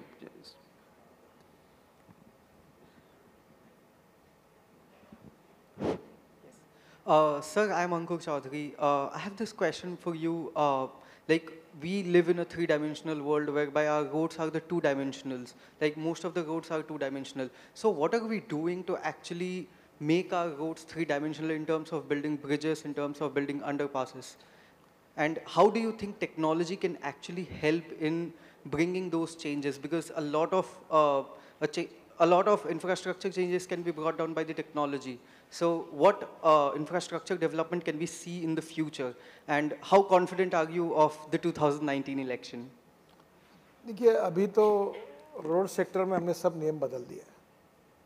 पहले के नियम को मैंने समाप्त कर दिया। 10,000 PCUs के ऊपर ट्रैफिक होगा तो हम 4 लेन रोड बनाएंगे, 20,000 PCUs के होगा तो 6 लेन बनाएंगे। और अभी एक्सप्रेस हाईवे एक्सिस कंट्रोल वो भी बना रहे हैं, और ये 14 लेन का रोड बना रहे हैं। ये इसके ऊपर 1.25 लाख PCUs का ट्रैफिक है। दिल्ली का ये स्वामीनारायण मंदिर से जाता है ना, दिल्ली टू मेरठ दासना वाला, तो 14 लेन बना रहे हैं। तो देखिए, पर मैं आपको एक बात बता रहा हूँ, जितने रोड बनाए उतनी गाड़ियाँ बढ़ रही है। अब एक एक घर में 4, अभी दिल्ली में 2 करोड़ पॉपुलेशन और 1 करोड़ 18 लाख गाड़ियाँ हैं। और ऐसी 2 करोड़ गाड़ियाँ तो आप रखोगे कहाँ, पार्किंग कहाँ, कैसे लोग जाएंगे? देखो, हमको पब्लिक ट्रांसपोर्ट को बढ़ाना है। अब इसलिए अभी हमने शुरू किया है कि मुंबई से, दिल्ली से चंडीगढ़, दिल्ली से कानपुर, लखनऊ, ये बड़े बड़े शहरों के लिए हम डबल डेकर बसेस शुरू करने की योजना तैयार कर रहे हैं। एयर कंडीशन बस होगी, बायो इथेनॉल और इलेक्ट्रिक पर चलेगी। नीचे में एग्जीक्यूटिव क्लास होगा, ऊपर में इकोनॉमिक क्लास होगा। जैसे प्राइवेट एयरलाइंस में एयर होस्टेस होती है, वैसी चाय नाश्ता मिलेगा। और लोग सोकर चंडीगढ़ से ना दिल्ली आएंगे तो कंफर्ट ज़्यादा मिलेगा, अपनी गाड़ी लेके नहीं आएंगे। तो पब्लिक ट्रांसपोर्ट सिस्टम में अगर कंफर्ट लेवल बढ़ेगी और टाइम कम होगा और लोगों को शांति से अगर आनंद मिलेगा तो लोग आएंगे। और उसके साथ हम लोग अभी सी ट्रांसपोर्ट, वाटर ट्रांसपोर्ट शुरू कर रहे हैं। अभी हमने ट्रायल ली थी सी प्लेन की, मुंबई में ली, फिर मोदी जी ने किया।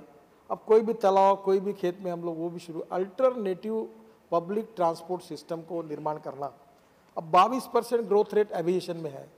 अब 350 नए एयरपोर्ट बन रहे हैं, पर जो भी विमान शुरू होता है तो तुरंत फुल हो जाता है, दूसरा भी फुल होता है। अब इतना रश है कि पहले स्टेट ट्रांसपोर्ट के डिपो में गड़बड़ थी, रश था। अभी विमान एयरपोर्ट पे ऐसा समझ में नहीं आता कि क्या है।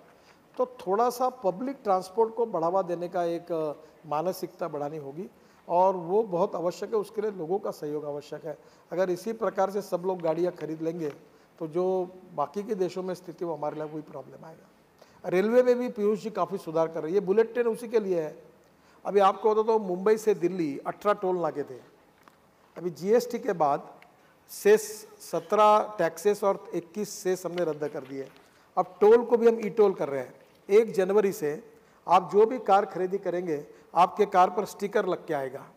और धीरे धीरे अभी हमारे 20 लाख मेंबर हो गए। धीरे धीरे आपको मोबाइल फ़ोन जैसा चार्ज होता है आपके बैंक अकाउंट में होगा। आप जहाँ से जाएंगे और जहाँ से निकलेंगे उतना पैसा माइनस होगा, और टोल पर आपको रुकने की ज़रूरत नहीं पड़ेगी। शायद 6-8 महीने में ये पूरी सिस्टम हो जाएगी। और इसके कारण क्या होगा कि काफ़ी बड़े प्रमाण पर ये 2 लेन 4 लेन में ये जो हम लोग जगह जगह अटकते हैं वो दूर होगा। फिर भी ये सब करने के बाद भी जो नंबर बढ़ रहा है, मुझे नहीं समझ में आता कि इतना ही नंबर बढ़ता रहेगा तो कैसे होगा आगे। It is $1 million question. आप लोग भी सोचिए, मैं भी कोशिश करूँगा। I'll just ask one before you do. So recently there was some, you made a statement on that there's no need for a separate electric vehicles policy. तो उसके बारे में कुछ देखिए आप लोग क्या है कि कुछ भी बात होगा, कुछ भी इंटरप्रिटेशन चर्चा चलाते रहते हैं। आप नहीं है ऐसे, मीडिया में देखो no. अभी ऐसा है, मैंने ऐसा बताया कि इलेक्ट्रिक व्हीकल के लिए हमने जो कंसेशन देने वो दे दिए। पहला, इलेक्ट्रिक चार्जिंग में 3 टेक्नोलॉजी थी, फास्ट चार्जिंग में अलग अलग थी, टेस्ला की एक थी, बाकी जगह लेट थी, बसेस कैसे चार्ज करना। तो नीति आयोग ने इस पर स्टडी करके उस टेक्नोलॉजी को स्टैंडर्डाइज किया और कहा कि ये आप जा सकते हो। तो पॉलिसी में पहला निर्णय हो गया। फिर दूसरा, और हमारे यहाँ 20 चार्जिंग स्टेशन है, अभी मैं तो एक 600 गाड़ियों का ऐसा चार्जिंग स्टेशन तैयार करो नागपुर में हॉल के नीचे में, तो वो एक प्रॉब्लम सॉल्व हुआ। फिर पेट्रोल और डीजल की गाड़ी पर GST 48% है, इलेक्ट्रिक पर 12% आया, इलेक्ट्रिक और बायोफ्यूल पर, तो टैक्स एग्जम्पशन मिल गया। तो मैंने कहा कि जो पॉलिसी में आनी हुई है वो सब चीज़ें तो अब आ गई है, ये ऑलरेडी सब क्लियर हुई है, और अभी इसके लिए पॉलिसी की क्यों राह देखते हो? उसमें थोड़े बहुत छोटी मोटी और बातें आएगी तो आती रहेगी। जो मेजोरिटी डिसीजन है वो ऑलरेडी डिलीवर हो गए हैं, इसलिए आप पॉलिसी की चिंता मत करो, आप काम पे लगो। तो उसने छपवा दिया कि नितिन गडकरी ने कहा कि पॉलिसी की जरूरत नहीं है। जैसे आदत है हमारा। अब मैंने ये कहा, अब मुझे बताओ 48% जहाँ GST है वहाँ 12% हो गया, अब इससे ज़्यादा और क्या कंसेशन चाहिए आपको? दूसरा, 80 रुपये का पेट्रोल, 60 रुपये का डीजल, 41 रुपये का इथेनॉल, और कैलोरिक वैल्यू कम है इसलिए 47 रुपीज़ का इथेनॉल, 22 रुपये का मिथेनॉल, और 8 से 10 रुपये की इलेक्ट्रिसिटी। अब मैं आपको एक सवाल पूछता हूँ, आपकी गाड़ी अगर पेट्रोल की है और आपका महीने का खर्चा अगर आपको 6-7 हज़ार रुपये महीना है, ये अगर इलेक्ट्रिक गाड़ी लेकर अगर आपके 5 से 6 हज़ार रुपये महीने में बचेंगे और 1000 रुपये में आप एक अच्छी लग्जरी गाड़ी मिलेगी, तो आपको मुझे कहने की ज़रूरत है क्या? आप तुरंत बैंक लोन होकर आप अपनी इलेक्ट्रिक कार खरीदी करोगे और इलेक्ट्रिक पर जाओगे। तो ये नेचुरली होने वाला है, क्योंकि अब मैं इलेक्ट्रिक बाइक और बायोफ्यूल बाइक को टैक्सी के रूप में करने की पॉलिसी बना रहा हूँ। निर्णय नहीं हुआ, मैंने उनको कहा कि इसको काला पीला रंग दे दो, लड़कियां भी एक हेलमेट लेगी, दूसरा होगी, एक आदमी को जाना है गांव में, अब दिल्ली की बात छोड़ दो, छोटे छोटे गांव में, तो वो अपना बैग लेके बैठ जाएगा, हेलमेट पहनेगा, वो इलेक्ट्रिक मीटर रहेगा इलेक्ट्रॉनिक का, और वो स्टेशन पे छोड़ देगा, कम पैसे में जाएगा। ई रिक्शा मैंने लाई, तब लोगों में इतना उसका विरोध किया, सुप्रीम कोर्ट तक गए। अब मुझे ये कहना है कि जब फ़ायदा मिलेगा तो पॉलिसी की ज़रूरत ही नहीं है। अब आगे और भी इसके ज़्यादा इंसेंटिव आते रहेंगे, अब उसकी राह मत देखो। अब ये 2 मेजर डिसीजन सरकार ने लिए हैं, चार्जिंग स्टेशन मिल गए, GST कम कर दिया, और फ्यूल या महाराष्ट्र सरकार ने कैबिनेट में निर्णय करके चार्जिंग स्टेशन की पॉलिसी भी डिक्लेयर कर दी, स्टैंडर्ड्स भी तय हो गए। तो मैंने कहा आप उसके लिए क्यों रुकते हो? अभी जो आएगी तब आएगी, अब आप अभी इसको काम शुरू करो, यही मेरा उद्देश्य था। Sir, my name is Vidya Shankar Krishnan from Forgings, Chennai. We are also contributing in a small way towards your Clean Ganga project. The question is, from Kashmir to Kanyakumari, many river bodies, many water bodies are polluted, and largely the polluter is the government itself. In most cases, at least of sewage and industrial waste. What is your government doing about it?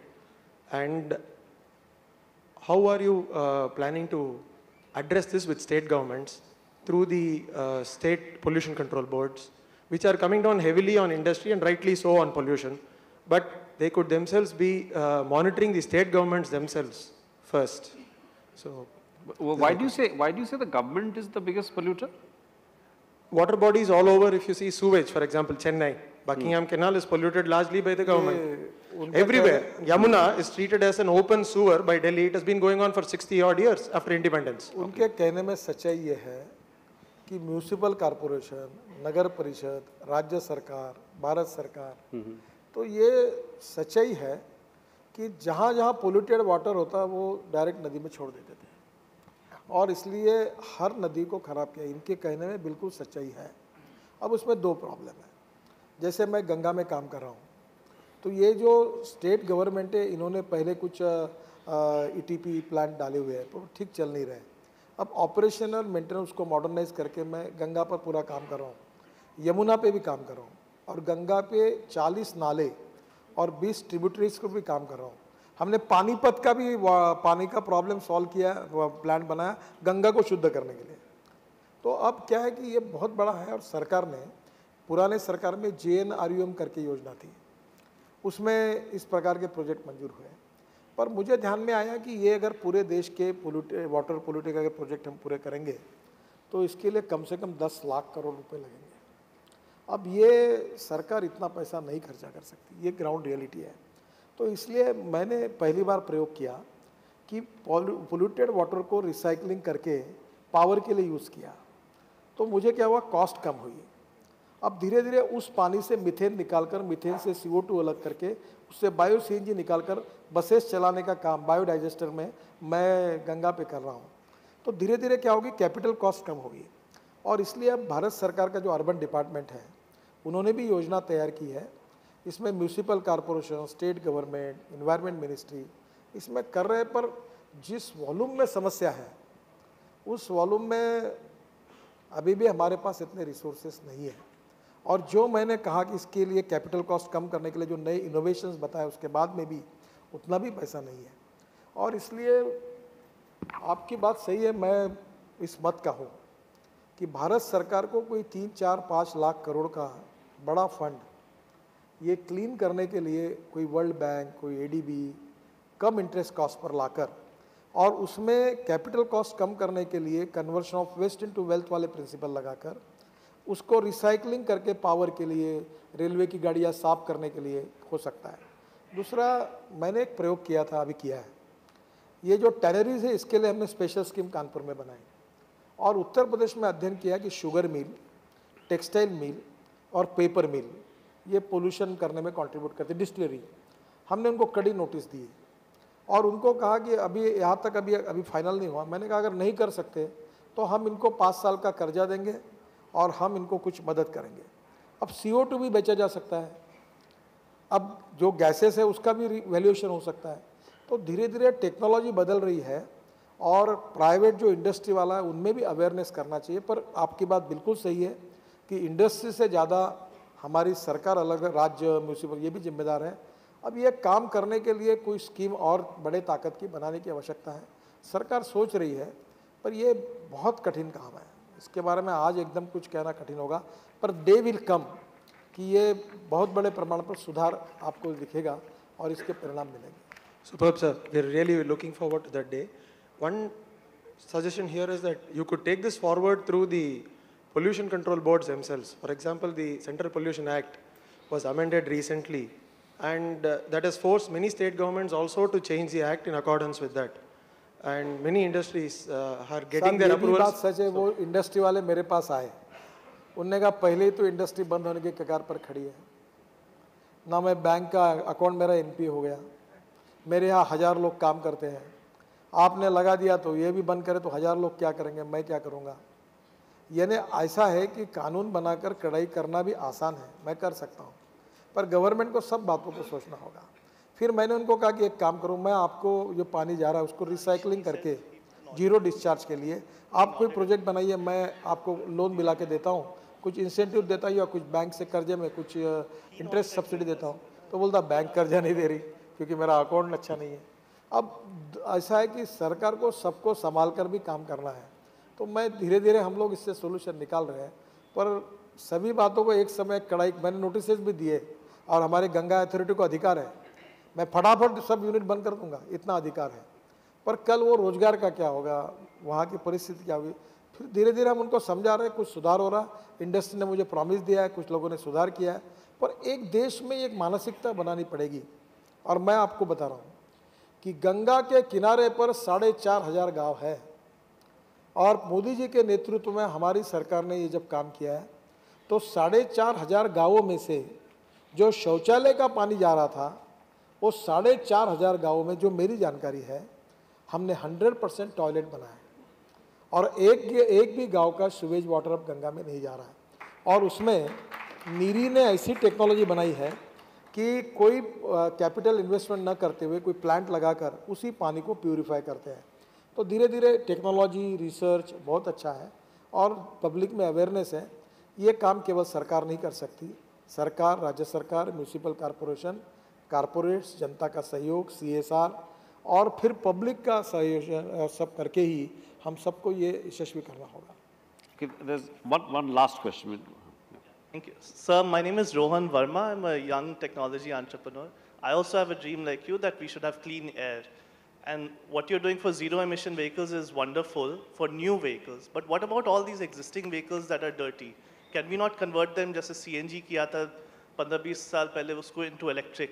And allied to that is, if on electric, lithium doesn't come from India, it comes from China or Chile. So what can we do as a country to make sure that it does not become another oil, if lithium is the way forward? Rest all you're doing great. देखिए technology में जैसे solar power जब पहली बार आई तो मोदी जी ने जब गुजरात में project डाला था तो 16.5 रुपये पर यूनिट थी और अभी विंड का और सोलर का रेट 2 रुपये 44 पैसे पर यूनिट आया।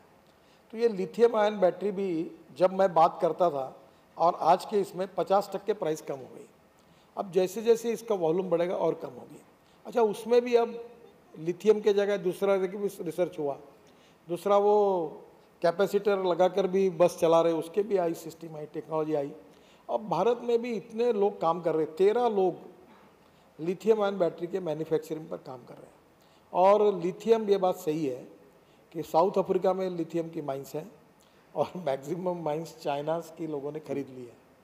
अब ये लिथियम के लिए हमारे देश में हमारा एक MECL करके कंपनी है जो माइनिंग में रिसर्च करती है, तो मैंने उनके डायरेक्टर को बुलाकर एक बार पूछा कि क्या हमारे देश में कहीं लिथियम है, तो उन्होंने कहा कि नहीं, अभी तक तो नहीं है। तो हमको भी, हमारे कुछ लोगों को, जैसे आप जैसे लोग हैं, आप साउथ अफ्रीका में जाकर वहाँ अफ्रीकन देशों में लिथियम है, तो आप भी कोई माइन खरीद लो और हिंदुस्तान में भेजो तो हमारे देश की बैटरी सस्ती होगी।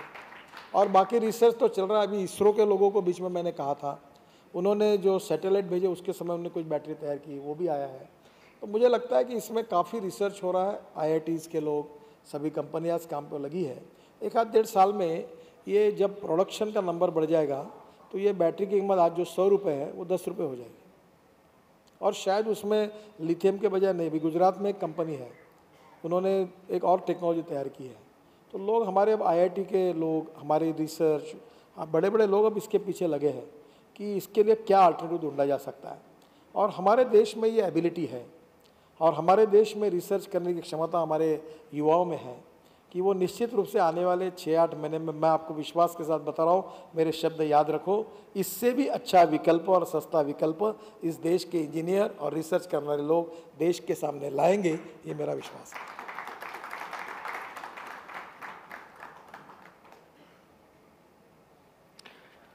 Okay, one last question, then we'll wind up. Yeah, he's been trying to ask a question for some time. No, just one question. Okay. Very simple. So, policies for improvement of technologies in terms of e-vehicles, e-highways, and solar roadways. Why aren't we ahead of the rest of the world? क्योंकि ये game changing technology आ सकती है India में. What is the policy of the government जहाँ तक के e-highways और solar highways development के लिए है. तीसरा part कि हम लोग जो आज आप देख रहे हैं, सब लोग देख रहे हैं कि हमारा जो कैपेसिटी है वो कोई प्रोजेक्ट आते आते ही कम पड़ जाता है, यानी प्रोजेक्शंस जो है वो बहुत लो साइड पे होते हैं पॉपुलेशन के या यूजेज के. तो what is the government doing about this? देखिए, पहली बात तो पॉपुलेशन को कंट्रोल करना ये देश की आर्थिक आवश्यकता है। चाइना ने बीच में कंट्रोल किया है, पर ये बड़ा लंबा सब्जेक्ट है। पर कहीं ना कहीं हम लोग एक तरफ रिसोर्सेज जुटाते हैं, कुछ चीज़ तैयार करते हैं और हमारे पास, आप कहते हैं वैसे कि हम लोगों को उतना रिलीफ नहीं दे पाते क्योंकि नंबर बढ़ जाता है। ये एक बहुत ही हमारे इकोनॉमिक प्लानिंग के लिए बहुत इम्पोर्टेंट प्रश्न है। सरकार सोच रही है, पर मेरा अकेले ने इसके ऊपर कुछ बोलना उचित नहीं होगा, पर सरकार में इसका गंभीरता से विचार चल रहा है। दूसरी बात, आपने जो बात की है सब टेक्नोलॉजी अच्छी है। मैं भी इलेक्ट्रिक ट्रक में कोई लोग काम कर रहे हैं। मैं मुंबई से दिल्ली एक लेन को, जैसे रेलवे की ट्रक ये होती है ना इलेक्ट्रिक केबल, वैसे एक लेन रखकर इलेक्ट्रिक 40 टन का ट्रैवल इस पर काम करने के लिए अभी काम कर रहा हूँ। एक कंपनी से बात कर रहा हूँ, मैं देख के आया। फिर एक इंडक्शन चार्जिंग है कि कंक्रीट रोड के अंदर भी चार्ज होता है। फिर ये कैपेसिटर वाला है कि बस जाती है स्टॉप पे 3 मिनट खड़ी रहती है, ऊपर से आके बस चार्ज होके आगे जाती है। पर मैं ये सब बातें पब्लिकली इसलिए नहीं बोल रहा हूँ कि लोगों को सपने दिखाने वाले नेता अच्छे लगते हैं, पर दिखाए हुए सपने अगर पूरे नहीं होते हैं तो लोग उनकी पिटाई करते हैं। मैं इस पर ही विश्वास रखता हूँ, जितना हो सकता है उतना सपना दिखाऊं। तो ये आपने बताए हुए तीनों बातों पर हम काम कर रहे हैं, पर पब्लिक के जानकारी के लिए मैं साफ कहूँगा कि अभी हमारे पास इसका कोई कॉन्क्रीट जवाब नहीं है। It is under research. मेरे तरफ से कोई प्रॉमिस नहीं है, मैंने कोई कबूल नहीं किया है, ताकि मैं आपकी अपेक्षा नहीं बढ़ाना चाहता हूँ। पर एक बात सच है कि you can donate eye but you can not donate vision, और विजन ये 50 साल की होती है। Lack of vision is a big problem. तो ये जो इन्होंने बात कही, ये बात बिल्कुल सच है। मेरे डिपार्टमेंट की मर्यादा भी है। मैं स्वीडन में गया था, वॉल्वो कंपनी में गया, स्कैनिया में गया, मैंने सब देख के आया। ये सब मैं सोच रहा हूँ, पर आज मैं इसके बारे में कोई सपना दिखाने के मूड में नहीं हूँ, इतना आत्मविश्वास मेरे में नहीं है। पर आपको इतना ही कहूँगा कि हम लोग इस सब पर काम कर रहे हैं, प्रोत्साहित कर रहे हैं। आई डोंट नो भविष्य में क्या होगा। फिलहाल उसके ऊपर हम केवल काम कर रहे हैं, अभी तक कोई अंतिम नतीजे तक नहीं आए हैं। कोई अगर इससे प्रयोग करना चाहते तो उसको हम स्पॉन्सरशिप दे रहे हैं, उसको मदद भी कर रहे हैं, पर ये होना आवश्यक है। और हमने अभी इसलिए क्या किया कि IIT जो थी, मैंने चेन्नई IIT को पूरा रिवर ड्रेजिंग और सी के ड्रेजिंग के लिए 25 करोड़ दिए, और मैंने कहा तुम रिसर्च करो। अब मैं ऑफ़र करता हूँ कि मैं मेरे डिपार्टमेंट से 25, 30, 40 करोड़ किसी भी IIT को देने के लिए तैयार हूँ, या कोई इंजीनियरिंग कॉलेज अच्छा है जो काम करता है और आपने बताया इन विषयों पर रिसर्च करना चाहिए, मैं स्पॉन्सर करने के लिए तैयार हूँ। और उनका काम है कि ये पूरी टेक्नोलॉजी को देखें, पर आज ये सब रिसर्च और स्टडी में ही है, इसलिए इसको भविष्य में करने के लिए समय लगेगा। Thank you so much, sir. Many people want to ask questions, but we are out of time. We're completely out of time. So thank you very much for an extremely engaging session. Thank you very much. I think everyone has benefited from your insights. Thank you so much. Thank you, sir. Thank you, Bodhi. उधर ये निकाल रहा था।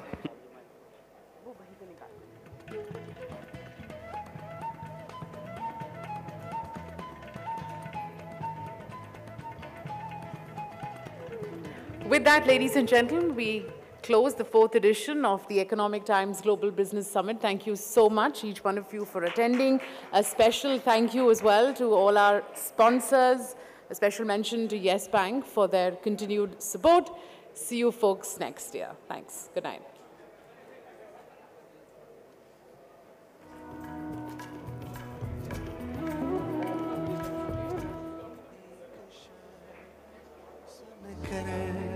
खुशियां बरसे। Yes, एक yes आपकी जिंदगी बदल देता है। हम समझते हैं यस का महत्व। यस बैंक, इंडिया बोले यस।